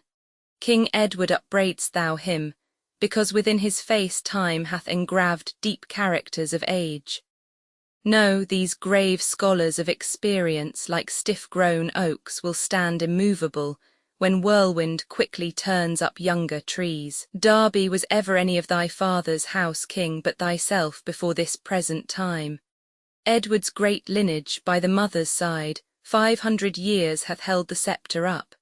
Judge then, conspirators, by this descent which is the true-born sovereign this or that. Philip, father, range your battles, prate no more. These English fain would spend the time in words, that night approaching they escape unfought. King John, lords, and my loving subjects, now's the time that your intended force must bide the touch. Therefore, my friends, consider this in brief. He that you fight for is your natural king. He against whom you fight a foreigner. He that you fight for rules in clemency and reigns you with a mild and gentle bit. He against whom you fight, if he prevail, will straight enthrone himself in tyranny, make slaves of you, and with a heavy hand curtail and curb your sweetest liberty. Then, to protect your country and your king, let but the haughty courage of your hearts answer the number of your able hands, and we shall quickly chase these fugitives. For what's this Edward but a belly-god, a tender and lascivious wantonness, that t'other day was almost dead for love? And what, I pray you, is his goodly guard, such as but scant them of their chines of beef and take away their downy feather beds, and presently they are as resty stiff as tweer a many overridden jades. Then, Frenchmen, scorn that such should be your lords, and rather bind ye them in captive bands. Frenchmen, vive le roi! God save King John of France! King John, now on this plain of Cressy spread yourselves, and Edward, when thou darst, begin the fight. Exeunt King John, Charles, Philip, Lorraine, Bohemia, and forces. King Edward, we presently will meet thee, John of France. And English lords, let us resolve today either to clear us of that scandalous crime or be entombed in our innocence. And Ned, because this battle is the first that ever yet thou fought'st in pitched field, as ancient custom is of martialists, to dub thee with the type of chivalry, in solemn manner we will give thee arms. Come therefore, heralds, orderly bring forth a strong attirement for the prince my son. Flourish. Enter 4 heralds bringing a coat armour, a helmet, a lance, and a shield. First herald delivers the armour to King Edward, who puts it on his son. Edward Plantagenet, in the name of God, as with this armour I impale thy breast, so be thy noble unrelenting heart walled in with flint of matchless fortitude that never base affections enter there. Fight and be valiant, conquer where thou comest. Now follow, lords, and do him honour too. Derby receiving the helmet from the second herald. Edward Plantagenet, Prince of Wales, as I do set this helmet on thy head, wherewith the chamber of thy brain is fenced, so may thy temples, with Bellona's hand, be still adorned with laurel victory. Fight and be valiant, conquer where thou comest, orderly receiving the lance from the third herald. Edward Plantagenet, Prince of Wales, receive this lance into thy manly hand. Use it in fashion of a brazen pen to draw forth bloody stratagems in France and print thy valiant deeds in honour's book. Fight and be valiant, conquer where thou comest. Artois receiving the shield from the fourth herald. Edward Plantagenet, Prince of Wales, hold, take this target, wear it on thy arm, and may the view thereof, like Perseus' shield, astonish and transform thy gazing foes to senseless images of meagre death. Fight and be valiant, conquer where thou comest. King Edward now wants there naught but knighthood, which deferred we leave till thou haste won it in the field.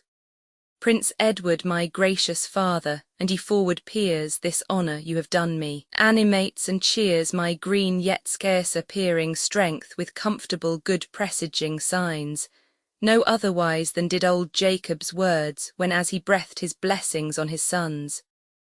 These hallowed gifts of yours when I profane, or use them not to glory of my God, to patronage the fatherless and poor, or for the benefit of England's peace, benumb my joints.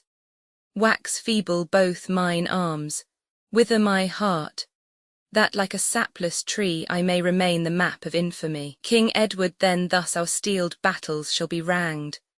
The leading of the voward, Ned, is thine, to dignify whose lusty spirit the more we temper it with Audley's gravity, that courage and experience joined in one your manage may be second unto none.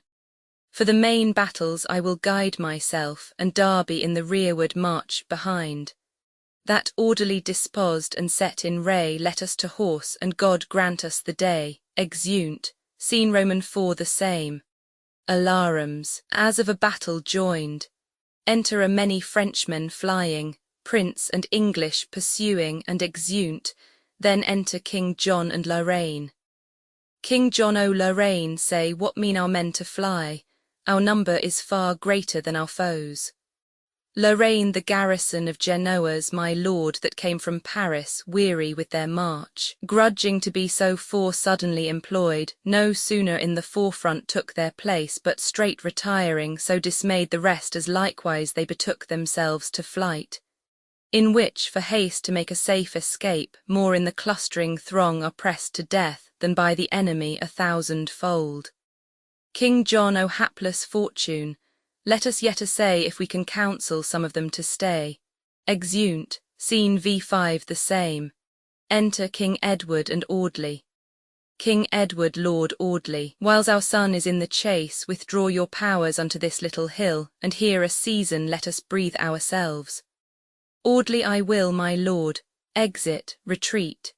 King Edward just dooming heaven, whose secret providence to our gross judgment is inscrutable, how are we bound to praise thy wondrous works, that haste this day given way unto the right, and made the wicked stumble at themselves? Enter Artois hastily. Artois, rescue King Edward, rescue for thy son. King Edward, rescue Artois. What, is he prisoner, or by violence fell beside his horse? Artois neither, my lord, but narrowly beset with turning Frenchmen whom he did pursue, as 'tis impossible that he should scape, except your highness presently descend. King Edward, tut, let him fight. We gave him arms today, and he is labouring for a knighthood, man. Enter Derby hastily. Derby the prince, my lord the prince. Oh, succour him, he's close encompassed with a world of odds. King Edward then, will he win a world of honour too, if he by valour can redeem him thence? If not, what remedy? We have more sons than one, to comfort our declining age. Enter Audley hastily. Renowned Edward, give me leave, I pray, to lead my soldiers where I may relieve your grace's son, in danger to be slain. The snares of French, like emmets on a bank, muster about him. Whilst he, lion-like, entangled in the net of their assaults, frantically rends and bites the woven toil, but all in vain, he cannot free himself. King Edward Audley content. I will not have a man on pain of death sent forth to succour him. This is the day ordained by destiny to season his courage with those grievous thoughts, that if he breathe out Nestor's years on earth will make him savour still of this exploit. Derby but he shall not live to see those days. King Edward why, then his epitaph is lasting praise. Audley yet, good my lord, 'tis too much wilfulness to let his blood be spilt that may be salved. King Edward, exclaim no more, for none of you can tell whether a borrowed aid will serve or no. Perhaps he is already slain or ta'en, and dare a falcon when she's in her flight, and ever after she'll be haggard like. Let Edward be delivered by our hands, and still in danger he'll expect the like. But if himself redeem from thence, he will have vanquished cheerful death and fear, and ever after dread their force no more than if they were but babes or captive slaves. Audley, O cruel father. Farewell, Edward, then. Derby. Farewell, sweet prince, the hope of chivalry. Artois, oh, would my life might ransom him from death. King Edward, but soft, methinks I hear retreat sounded. The dismal charge of trumpets loud retreat. All are not slain, I hope, that went with him. Some will return with tidings, good or bad. Enter Prince Edward in triumph, bearing in his hands his shivered lance, his sword and battered armour borne before him, and the body of the King of Bohemia wrapped in the colours. Lords run and embrace him. Audley, O joyful sight, victorious Edward lives. Derby welcome, brave prince. King Edward welcome, Plantagenet, embracing him. Prince Edward first, having done my duty as beseemed, kneels and kisses his father's hand. Lords, I regreet you all with hearty thanks. And now behold, after my winter's toil, my painful voyage on the boisterous sea of war's devouring gulfs and steely rocks, I bring my fraught unto the wished port, my summer's hope, my travel's sweet reward. And here with humble duty I present this sacrifice, this first fruit of my sword, cropped and cut down even at the gate of death, the King of Boheme, father, whom I slew, whose thousands had entrenched me round about, and lay as thick upon my battered crest as on an anvil with their ponderous glaives. Yet marble courage still did underprop, and when my weary arms with often blows, like the continual labouring woodman's axe that is enjoined to fell a load of oaks, began to falter, straight I would remember my gifts you gave me and my zealous vow, and then new courage made me fresh again, that in despite I carved my passage forth and put the multitude to speedy flight. Lo, thus hath Edward's hand filled your request, and done, I hope, the duty of a knight. King Edward, well thou hast deserved a knighthood, Ned, and therefore with thy sword, yet reeking warm, receiving it from the soldier who bore it, and laying it on the kneeling prince. With blood of those that fought to be thy bane, arise, Prince Edward, trusty knight at arms.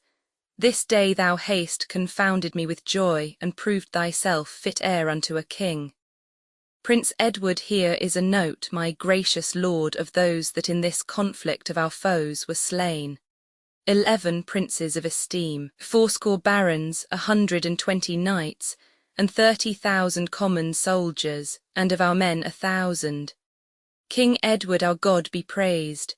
Now, John of France, I hope thou know'st King Edward for no wantonness, no love-sick cockney, nor his soldiers jades.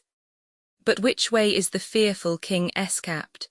Prince Edward towards Poitiers, noble father and his sons. King Edward, Ned, thou and Audley shall pursue them still.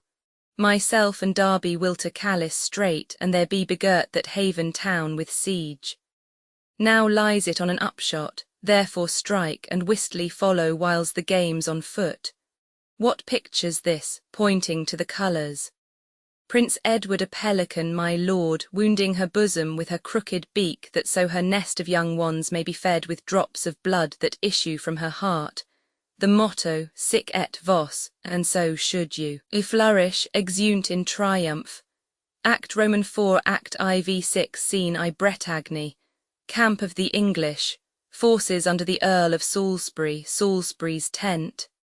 Enter Salisbury, to him Lord Mountford attended, a coronet in his hand. Mountford, my lord of Salisbury, since by your aid mine enemy Sir Charles of Blois is slain, and I again am quietly possessed in Britain's dukedom, know that I resolve, for this kind furtherance of your king and you, to swear allegiance to his majesty. In sign whereof receive this coronet, bear it unto him, and withal mine oath never to be but Edward's faithful friend. Salisbury, I take it, Mountford, thus I hope ere long the whole dominions of the realm of France will be surrendered to his conquering hand. Exit Mountford and train. Now if I knew but safely how to pass, I would at Calais gladly meet his grace, whither I am by letters certified that he intends to have his host removed. It shall be so, this policy will serve. Ho, who's within, bring Villiers to me. Enter Villiers. Villiers, thou know'st, thou art my prisoner, and that I might for ransom, if I would, require of thee 100,000 francs, or else retain and keep thee captive still. But so it is, that for a smaller charge thou mayst be quit, and if thou wilt thyself. And this it is, procure me but a passport of Charles the Duke of Normandy, that I without restraint may have recourse to Calais through all the countries where he hath to do, which thou mayst easily obtain, I think, by reason I have often heard thee say he and thyself were students once together, and then thou shalt be set at liberty. How say'st thou? Wilt thou undertake to do it? Villiers, I will, my lord, but I must speak with him. Salisbury, why, so thou shalt take horse and post from hence. Only before thou goest, swear by thy faith that if thou canst not compass my desire, thou wilt return my prisoner back again, and that shall be sufficient warrant for me. Villiers, to that condition I agree, my lord, and will unfeignedly perform the same. Salisbury, farewell, Villiers. Exit Villiers, this once I mean to try a Frenchman's faith. Exit, Scene Roman 2, Picardy. The English camp before Calais. Enter King Edward and Derby with soldiers. King Edward, since they refuse our proffered league, my lord, and will not ope their gates and let us in, we will entrench ourselves on every side, that neither victuals nor supply of men may come to succour this accursed town. Famine shall combat where our swords are stopped. Derby, the promised aid that made them stand aloof, is now retired and gone another way. It will repent them of their stubborn will. Enter some poor Frenchmen. But what are these poor ragged slaves, my lord? King Edward, ask what they are. It seems they come from Calais. Derby, you wretched patterns of despair and woe, what are you? Living men or gliding ghosts crept from your graves to walk upon the earth? First Frenchmen, no ghosts, my lord, but men that breathe a life far worse than is the quiet sleep of death. We are distressed poor inhabitants that long have been diseased, sick and lame. And now, because we are not fit to serve, the captain of the town hath thrust us forth that so expense of victuals may be salved. King Edward, a charitable deed, no doubt, and worthy praise. But how do you imagine then to speed? We are your enemies. In such a case we can no less but put ye to the sword, since when we proffered truce it was refused. First Frenchmen, and if your grace no otherwise vouchsafe, as welcome death is unto us as life. King Edward, poor silly men, much wronged and more distressed. Go, Derby, go and see they be relieved. Command that victuals be appointed them, and give to every one 5 crowns a piece. Exeunt Derby and Frenchmen. The lion scorns to touch the yielding prey, and Edward's sword must flesh itself in such as wilful stubbornness hath made perverse. Enter the Lord Percy from England. Lord Percy, welcome. What's the news in England? Percy, the Queen, my lord, comes here to your grace. And from her Highness and the Lord Vicegerent I bring this happy tidings of success. David of Scotland, lately up in arms, thinking belike he soonest should prevail, your Highness being absent from the realm, is by the fruitful service of your peers and painful travel of the Queen herself, that big with child, was every day in arms, vanquished, subdued, and taken prisoner. King Edward thanks Percy for thy news with all my heart. What was he took him prisoner in the field? Percy a squire, my lord, John Copland is his name, who since, entreated by her majesty, denies to make surrender of his prize to any but unto your grace alone.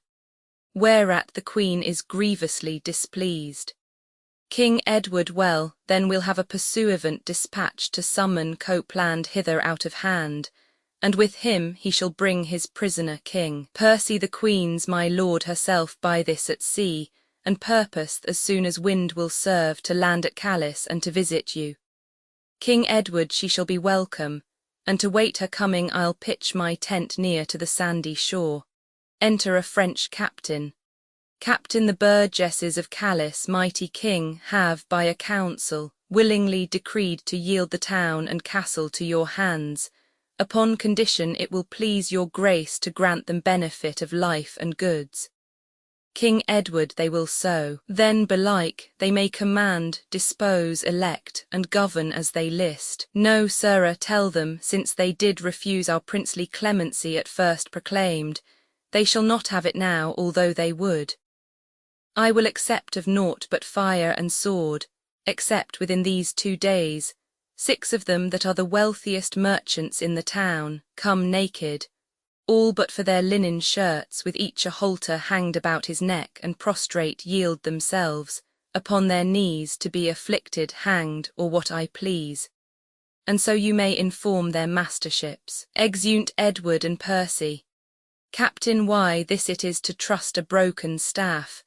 Had we not been persuaded John our king would with his army have relieved the town, we had not stood upon defiance so.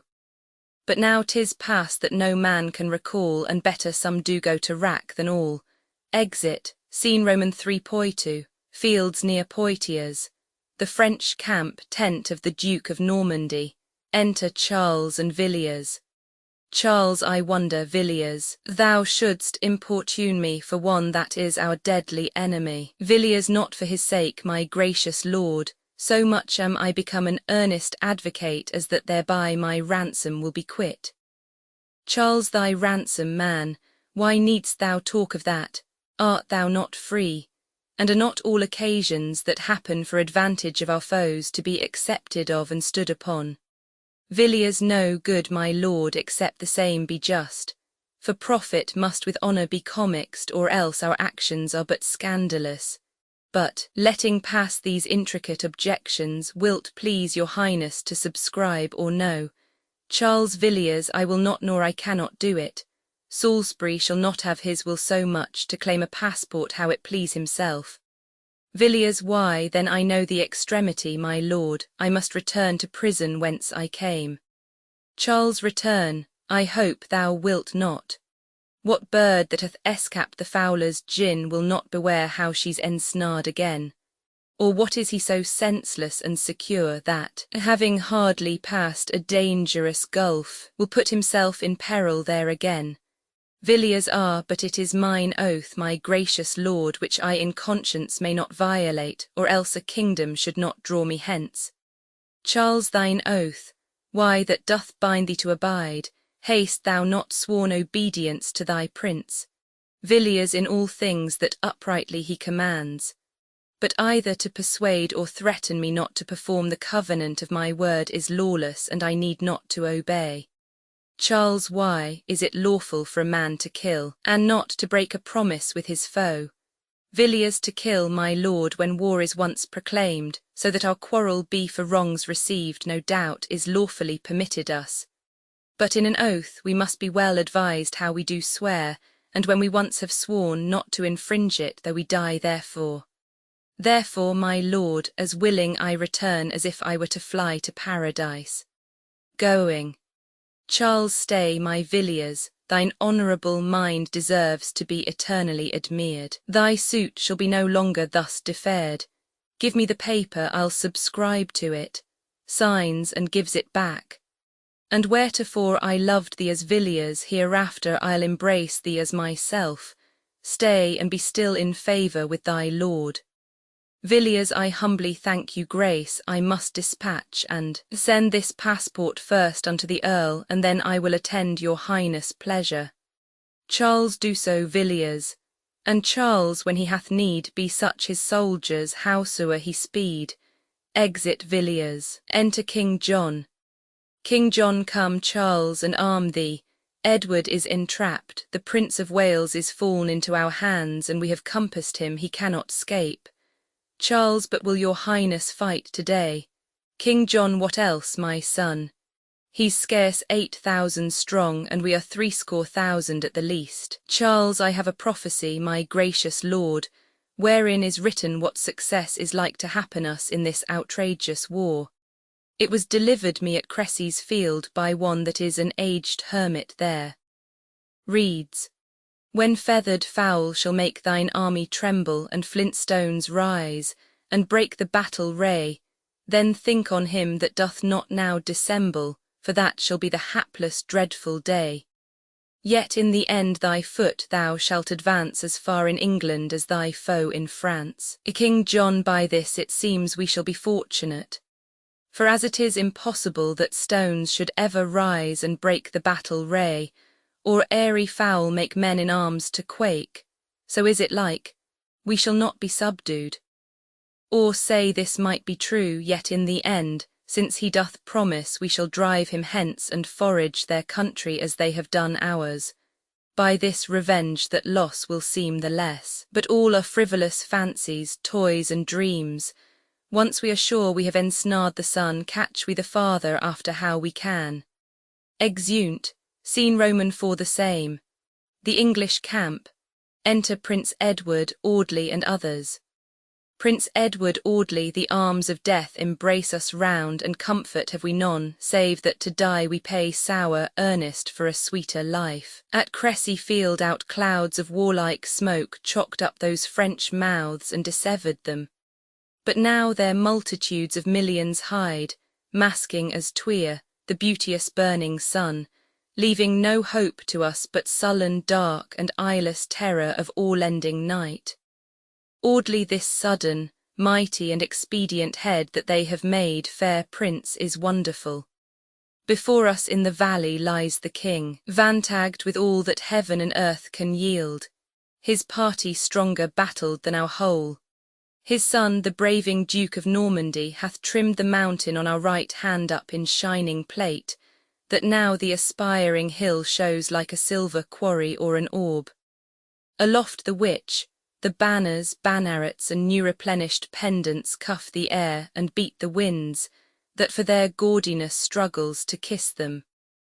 On our left hand lies Philip, the younger issue of the king, coating the other hill in such array that all his gilded upright pikes do seem straight trees of gold, the pendant streamers 7 leaves, and their device of antique heraldry, quartered in colours seeming sundry fruits, makes it the orchard of the Hesperides. Behind us too the hill doth bear his height, for like a half-moon, opening but one way, it rounds us in. There at our backs are lodged the fatal crossbows, and the battle there is governed by the rough Chatilian. Then thus it stands, the valley for our flight the king binds in. The hills on either hand are proudly royalized by his sons, and on the hill behind stands certain death in pay and service with Chatilian. Prince Edward Death's name is much more mighty than his deeds. Thy parcelling this power hath made it more. As many sands as these my hands can hold are but my handful of so many sands, then all the world, and call it but a power, easily turn up, and quickly thrown away. But if I stand to count them sand by sand, the number would confound my memory and make 1,000 millions of a task which, briefly, is no more indeed than one. These quarters, squadrons, and these regiments before, behind us, and on either hand, are but a power.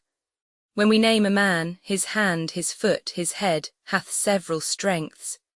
And being all but one self-instant strength, why all this many oddly is but one, and we can call it all but one man's strength. He that hath far to go tells it by miles. If he should tell the steps, it kills his heart. The drops are infinite that make a flood, and yet thou know'st we call it but a rain.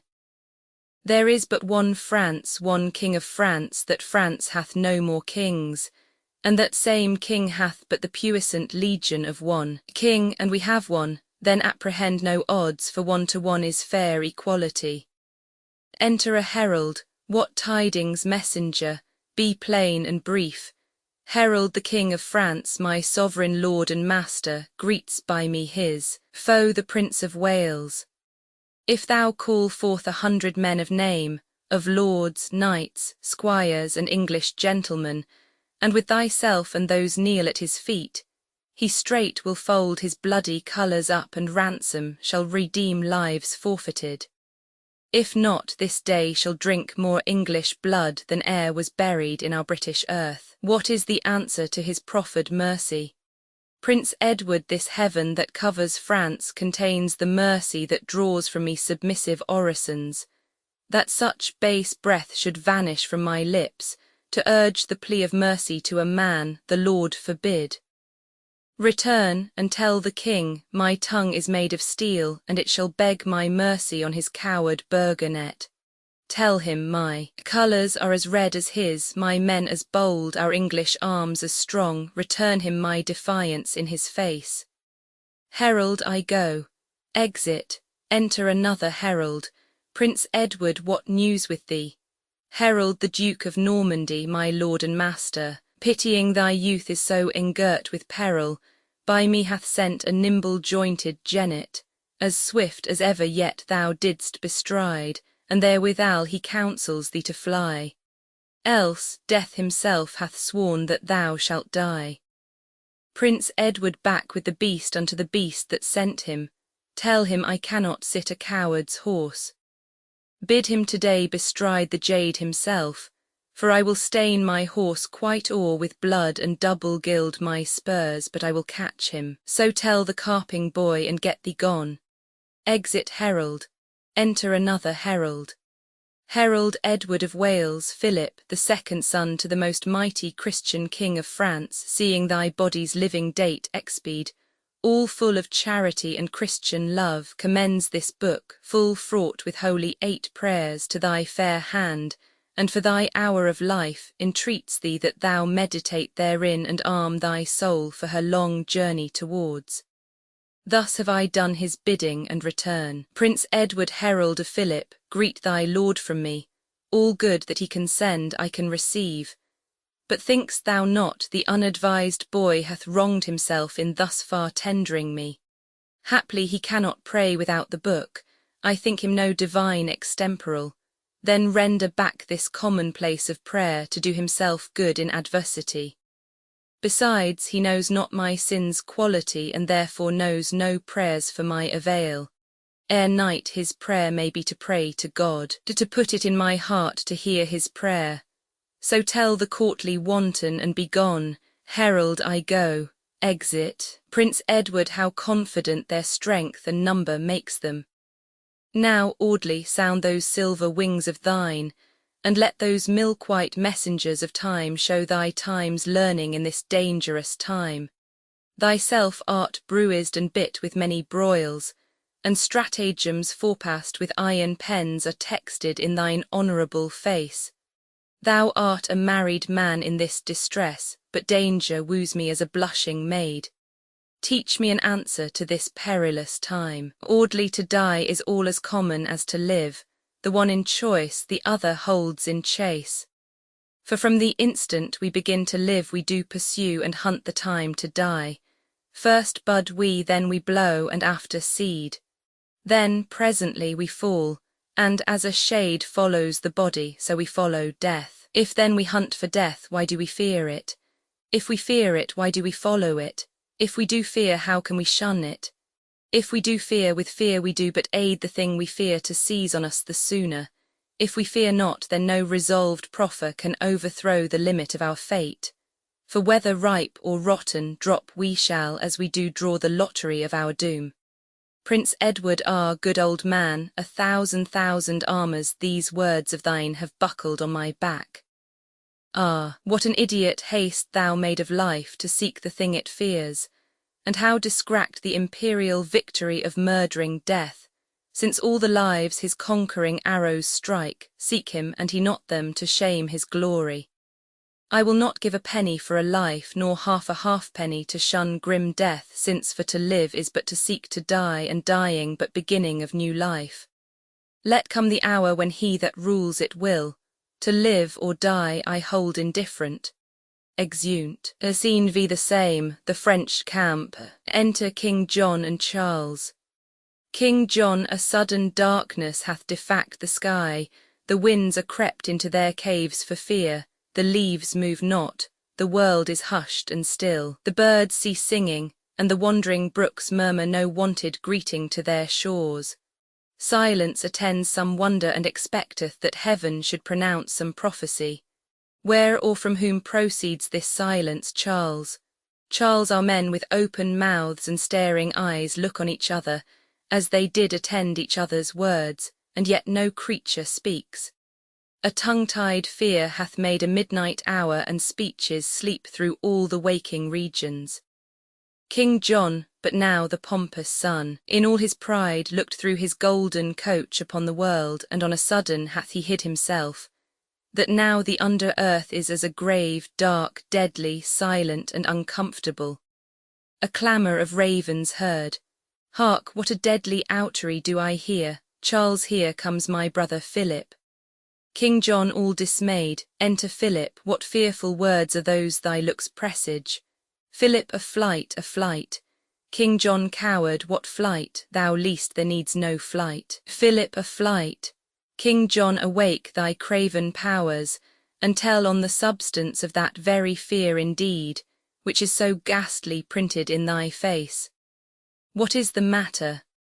Philip, a flight of ugly ravens do croak and hover o'er our soldiers' heads, and keep in triangles and cornered squares right as our forces are embattled. With their approach there came this sudden fog which now hath hid the airy floor of heaven, and made at noon a night unnatural upon the quaking and dismayed world. In brief, our soldiers have let fall their arms and stand like metamorphosed images, bloodless and pale, one gazing on another. King John, now I call to mind the prophecy, but I must give no entrance to a fear. Return and hearten up these yielding souls. Tell them the ravens, seeing them in arms, so many fare against a famished few, come but to dine upon their handiwork and prey upon the carrion that they kill. For when we see a horse laid down to die, although he be nigh not dead, the ravenous birds sit watching the departure of his life. Even so these ravens, for the carcases of those poor English that are marked to die, hover about, and if they cry to us, 'tis but for meat that we must kill for them. Away and comfort up my soldiers and sound the trumpets, and at once dispatch this little business of a silly fraud. Exit Philip, noise within. Enter a French captain with Salisbury prisoner. Captain, behold, my liege this night and 40 mo, of whom the better part are slain and fled, with all endeavour sought to break our ranks and make their way to the encompassed prince. Dispose of him as please your majesty. King John, go, and the next bow soldier that thou seest, disgrace it with his body presently. For I do hold a tree in France too good to be the gallows of an English thief. Salisbury, my lord of Normandy, I have your pass and warrant for my safety through this land. Charles Villiers procured it for thee, did he not? Salisbury, he did. Charles, and it is current, thou shalt freely pass. King John, I, freely to the gallows to be hanged without denial or impediment. Away with him. Charles, I hope your highness will not so disgrace me and dash the virtue of my sealat arms. He hath my never broken name to show, charactered with this princely hand of mine. And rather let me leave to be a prince than break the stable verdict of a prince. I do beseech you, let him pass in quiet. King John, thou and thy word lie both in my command. What canst thou promise that I cannot break? Which of these twain is greater infamy, to disobey thy father or thyself? Thy word nor no man's may exceed his power, nor that same man doth never break his word that keeps it to the utmost of his power. The breach of faith dwells in the soul's consent, which if thyself without consent do break, thou art not charged with the breach of faith. Go, hang him, for thy licence lies in me, and my constraint stands the excuse for thee. Charles, what, am I not a soldier in my word? Then, arms adieu, and let them fight that list. Shall I not give my girdle from my waist, but with a guardian I shall be controlled, to say I may not give my things away? Upon my soul had Edward Prince of Wales engagged his word, writ down his noble hand, for all your knights to pass his father's land, the royal king to grace his warlike son, would not alone safe conduct give to them, but with all bounty feasted them and theirs. King John, dwell'st thou on precedence? Then be it so. Say, Englishman, of what degree thou art? Salisbury, an earl in England, though a prisoner here, and those that know me call me Salisbury. King John, then, Salisbury, say whether thou art bound. Salisbury to Calais, where my liege King Edward is. King John to Calais, Salisbury, then to Calais pack, and bid the king prepare a noble grave to put his princely son Black Edward in. And as thou travell'st westward from this place, some 2 leagues hence there is a lofty hill, whose top seems topless, for the embracing sky doth hide his high head in her azure bosom, upon whose tall top when thy foot attains, look back upon the humble vale beneath, humble of late but now made proud with arms, and thence behold the wretched Prince of Wales, hooped with a bond of iron round about. After which sight to Calais spur amain, and say, the prince was smothered and not slain, and tell the king this is not all his ill, for I will greet him ere he thinks I will. Away, begone, the smoke but of our shot will choke our foes, though bullets hit them not. Exeunt, scene vi the same, a part of the field of battle.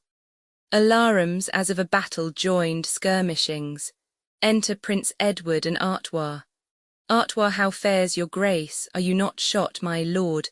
Prince Edward, no, dear Artois, but chocked with dust and smoke, and stepped aside for breath and fresher air. Artois, breath then and tot again. The amazed French are quite distract with gazing on the crows, and were our quivers full of shafts again, your grace should see a glorious day of this. Oh, for more arrows, lord, that's our want. Prince Edward, courage, Artois, a fig for feathered shafts when feathered fowls do bandy on our side. What need we fight and sweat and keep a coil when railing crows outscold our adversaries? Up, up, Artois. The ground itself is armed with 10 fire-containing flint.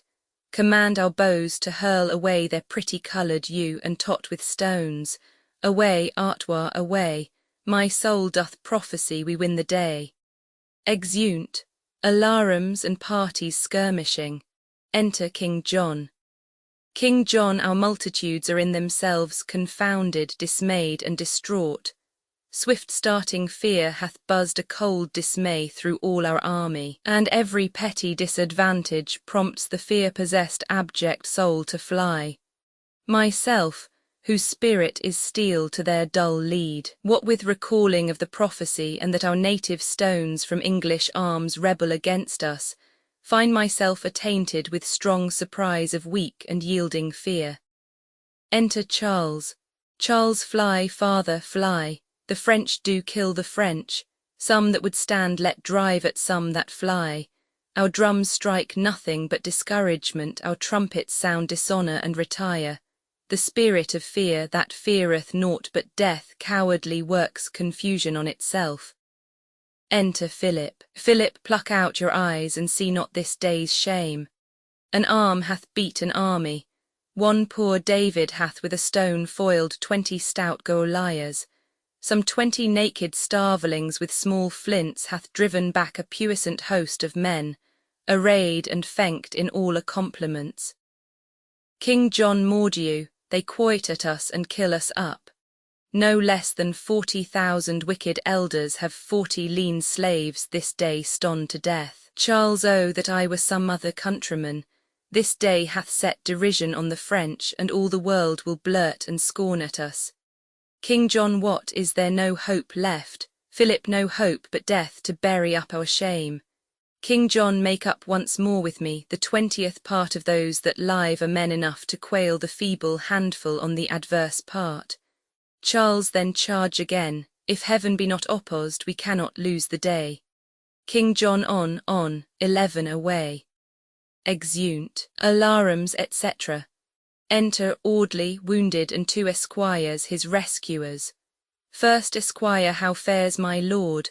Audley, even as a man may do that dines at such a bloody feast as this. Second esquire, I hope, my lord, that is no mortal scar.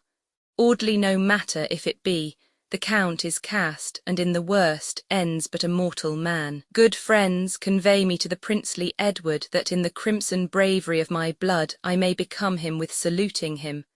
I'll smile and tell him that this open scar doth end the harvest of his Audley's war. Exeunt. Scene Roman 7 the same. The English camp, flourish. Enter Prince Edward in triumph, leading prisoners King John and his son Charles, and officers, soldiers, etc. with ensigns spread. Prince Edward now, John in France, and lately John of France, thy bloody ensigns are my captive colours. And you, high-vaunting Charles of Normandy, that once today sent me a horse to fly, are now the subjects of my clemency. Fie, lords! Is't not a shame that English boys, whose early days are yet not worth a beard, should in the bosom of your kingdom thus 1 against 20 beat you up together? King John, thy fortune, not thy force, hath conquered us. Prince Edward, an argument that heaven aids the right.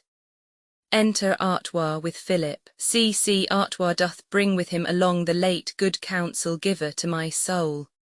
Welcome, Artois, and welcome, Philip, too, who now of you or I have need to pray. Now is the proverb verified in you, too bright a morning breeds a luring day. Enter Audley, led by the 2 esquires. But say, what grim discouragement comes here? Alas, what 1,000 armed men of France have writ that note of death in Audley's face? Speak, thou that woost death with thy careless smile, and look'st so merrily upon thy grave as if thou were enamoured on thine end. What hungry sword hath so bereaved thy face, and lopped a true friend from my loving soul? Audley, O Prince, thy sweet bemoaning speech to me is as a mournful knell to one dead sick. Prince Edward, dear Audley, if my tongue ring out thy end, my arms shall be thy grave. What may I do to win thy life or to revenge thy death? If thou wilt drink the blood of captive kings, or that it were restorative, command a health of king's blood, and I'll drink to thee.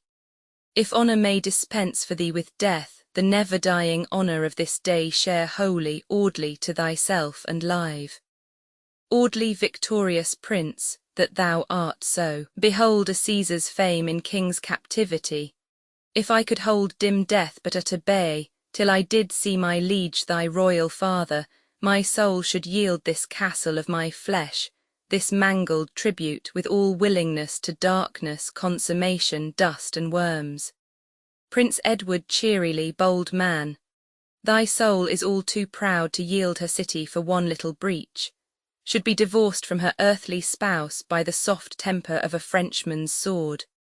Lo, to repair thy life, I give to thee 3,000 marks a year in English land. Audley, I take thy gift to pay the debts I owe.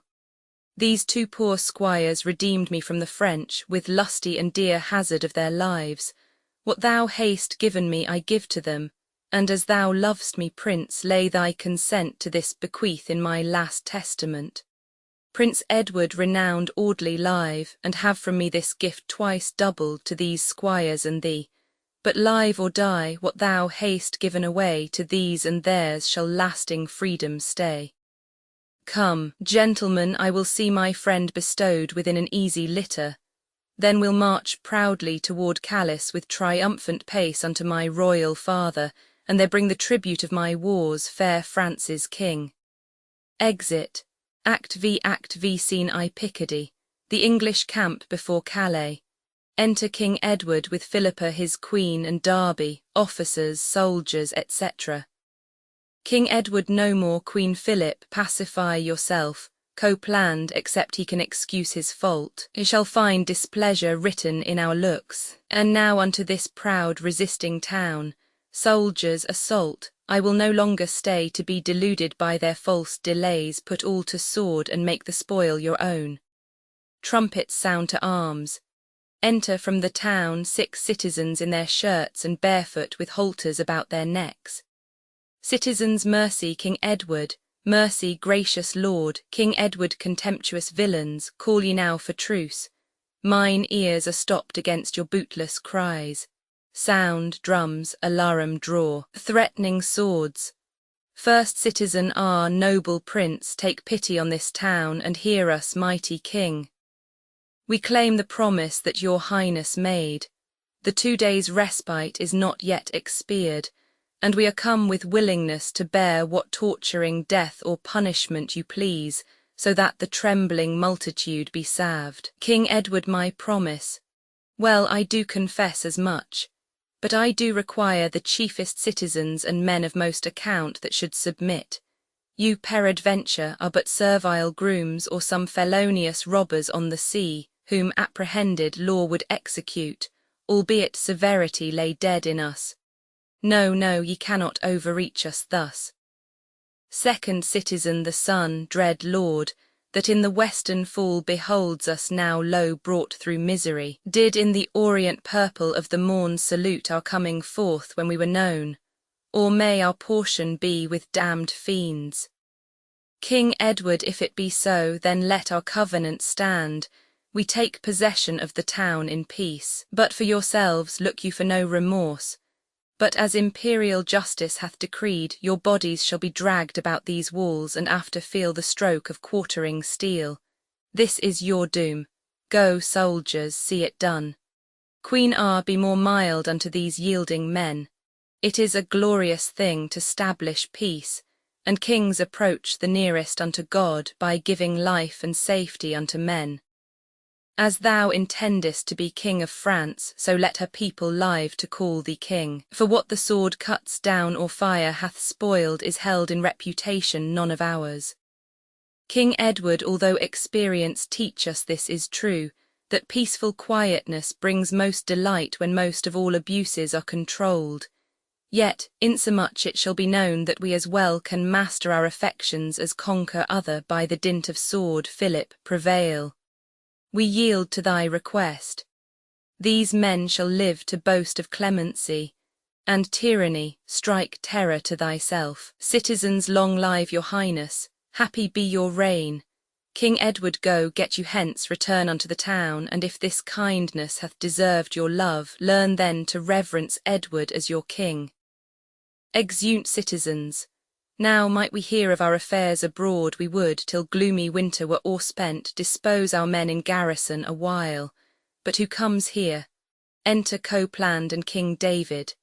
Derby Copland, my lord, and David, King of Scots. King Edward is this the proud, presumptuous squire o' the north that would not yield his prisoner to my queen.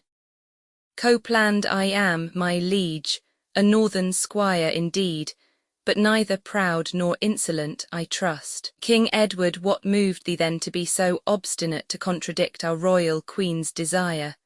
Copland, no wilful disobedience, mighty lord, but my desert and public law of arms.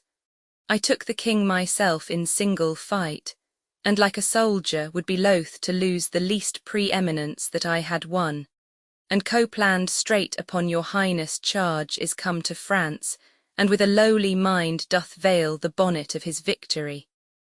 Receive, dread lord, the custom of my fraught, the wealthy tribute of my labouring hands, which should long since have been surrendered up, had but your gracious self been there in place. Queen, but Copland, thou didst scorn the king's command, neglecting our commission in his name. Copland, his name I reverence, but his person more. His name shall keep me in allegiance still, but to his person I will bend my knee. King Edward, I pray thee, Philip, let displeasure pass. This man doth please me, and I like his words. For what is he that will attempt great deeds, and lose the glory that ensues the same? All rivers have recourse unto the sea, and Copland's faith relation to his king. Kneel therefore down, now rise, King Edward's knight, and to maintain thy state I freely give 500 marks a year to thee and thine. Enter Salisbury. Welcome, Lord Salisbury, what news from Britain? Salisbury, this mighty king, the country we have won, and John de Mountford, regent of that place, presents your highness with this coronet, protesting true allegiance to your grace. King Edward, we thank thee for thy service, valiant earl, challenge our favour, for we owe it thee. Salisbury, but now, my lord, as this is joyful news, so must my voice be tragical again, and I must sing of doleful accidents. King Edward, what, have our men the overthrow at Poitiers, or is our son beset with too much odds? Salisbury he was, my lord, and as my worthless self with 40 other serviceable knights, under safe conduct of the Dauphin's seal, did travel that way, finding him distressed, a troop of lances met us on the way, surprised, and brought us prisoners to the king, who, proud of this and eager of revenge, commanded straight to cut off all our heads. And surely we had died, but that the Duke, more full of honour than his angry sire, procured our quick deliverance from thence. But ere we went, salute your king, quoth he, bid him provide a funeral for his son, today our sword shall cut his thread of life. And sooner than he thinks we'll be with him to quittance those displeasures he hath done. This said, we passed, not daring to reply. Our hearts were dead, our looks defuzzed and wan. Wandering, at last we climbed unto a hill, from whence, although our grief were much before, yet now to see the occasion with our eyes did thrice so much increase our heaviness. For there, my lord, oh, there we did descry down in a valley how both armies lay. The French had cast their trenches like a ring, and every barricado's open front was thick embossed with brazen ordnance. Here stood a battail of 10,000 horse, there twice as many pikes, in quadrant-wise, here crossbows and deadly wounding darts, and in the midst, like to a slender point within the compass of the horizon, as twere a rising bubble in the sea, a hazel wand amidst a wood of pines, or as a bear fast chained unto a stake, stood famous Edward, still expecting when those dogs of France would fasten on his flesh. Anon the death-procuring knell begins. Off go the cannons that with trembling noise did shake the very mountain where they stood. Then sound the trumpets' clangour in the air, the battles join, and when we could no more discern the difference twixt the friend and foe, So intricate the dark confusion was, away we turned our watery eyes with sighs as black as powder fuming into smoke. And thus, I fear, unhappy have I told the most untimely tale of Edward's fall. Queen Army, is this my welcome into France? Is this the comfort that I look to have when I should meet with my beloved son? Sweet Ned, I would thy mother in the sea had been prevented of this mortal grief. King Edward content thee, Philip, 'tis not tears will serve to call him back if he be taken hence.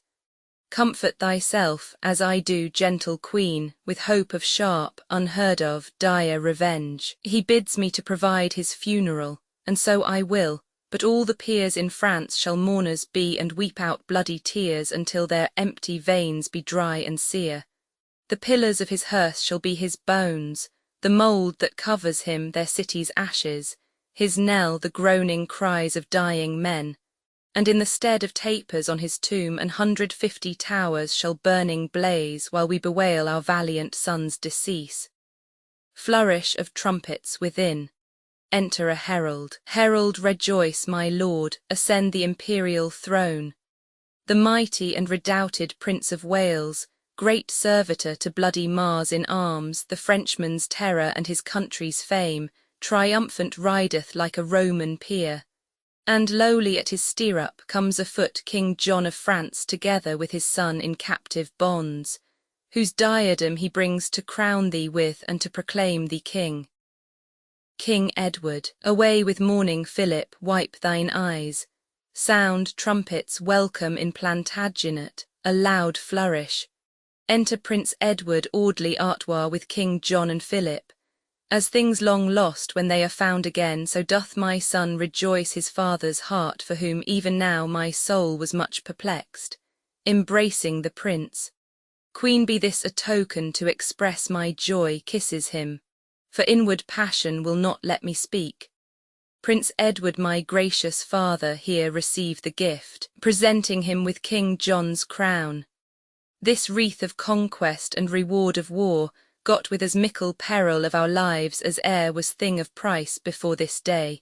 Install your highness in your proper right, and herewithal I render to your hands these prisoners, chief occasion of our strife.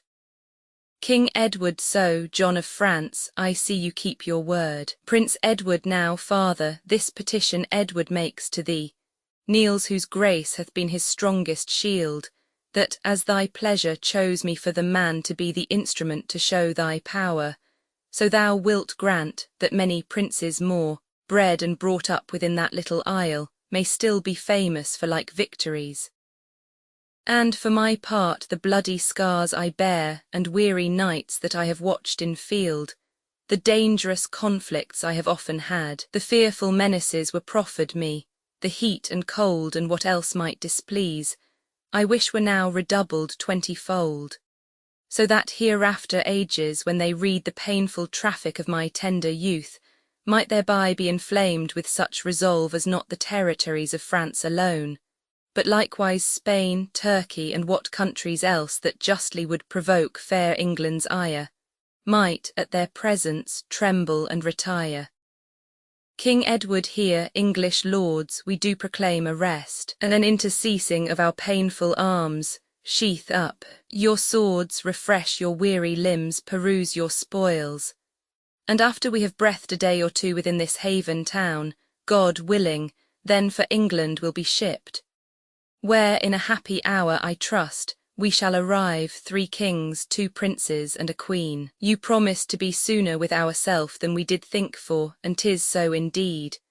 But had you done at first as now you do, how many civil towns had stood untouched that now are turned to ragged heaps of stones? How many people's lives mightst thou have salved that are untimely sunk into their graves? King John Edward, recount not things irrevocable.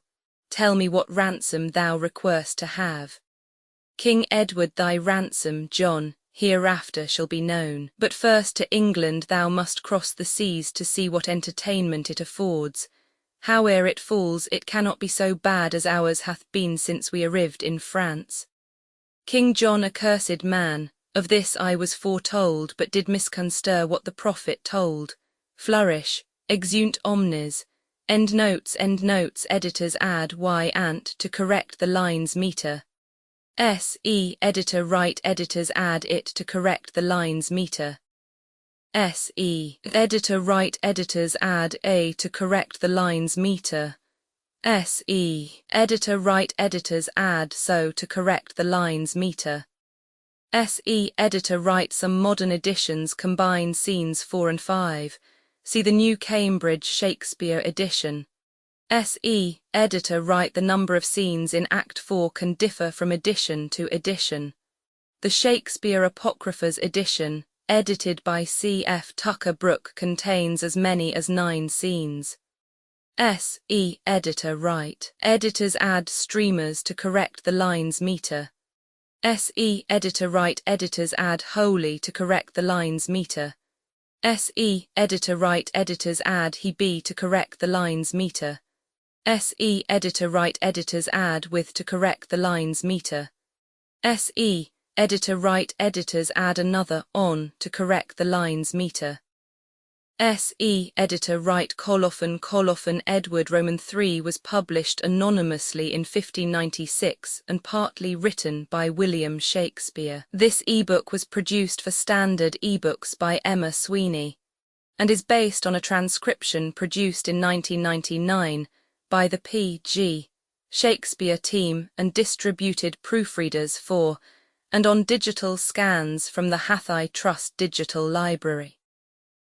The cover page is adapted from The King of Thule, a painting completed in 1896 by Pierre-Jean van der Ouderaar. The cover and title pages feature the League Spartan and Sorts Mill Gaudi typefaces created in 2014 and 2009 by the League of Movable Type. This edition was released on June 30, 2026, 248 and is based on revision CFEFT 43. The first edition of this ebook was released on August 12, 2021, 10:43 p.m. You can check for updates to this ebook, view its revision history, or download it for different e-reading systems at Standard Books. org/ebooks/William Shakespeare/Edward Roman 3. The volunteer-driven Standard eBooks project relies on readers like you to submit typos, corrections, and other improvements. Anyone can contribute at Standard Books. Org. Uncopyright. May you do good and not evil. May you find forgiveness for yourself and forgive others. May you share freely, never taking more than you give. Copyright pages exist to tell you that you can't do something. Unlike them, this uncopyright page exists to tell you that the writing and artwork in this ebook are believed to be in the United States public domain. That is, they are believed to be free of copyright restrictions in the United States. The United States public domain represents our collective cultural heritage, and items in it are free for anyone in the United States to do almost anything at all with, without having to get permission.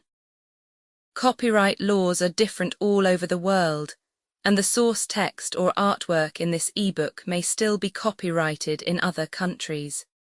If you're not located in the United States, you must check your local laws before using this ebook. Standard eBooks makes no representations regarding the copyright status of the source text or artwork in this ebook in any country other than the United States. Non-authorship activities performed on items that are in the public domain, so-called sweat of the brow, work, don't create a new copyright. That means that nobody can claim a new copyright on an item that is in the public domain for, among other things, work like digitization, markup, or typography.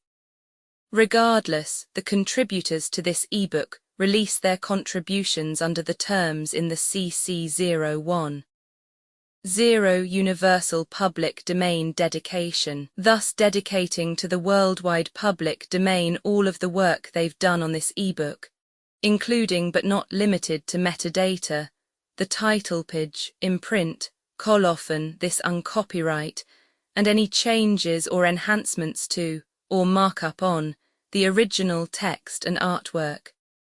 This dedication doesn't change the copyright status of the source text or artwork. We make this dedication in the interest of enriching our global cultural heritage, to promote free and libre culture around the world, and to give back to the unrestricted culture that has given all of us so much.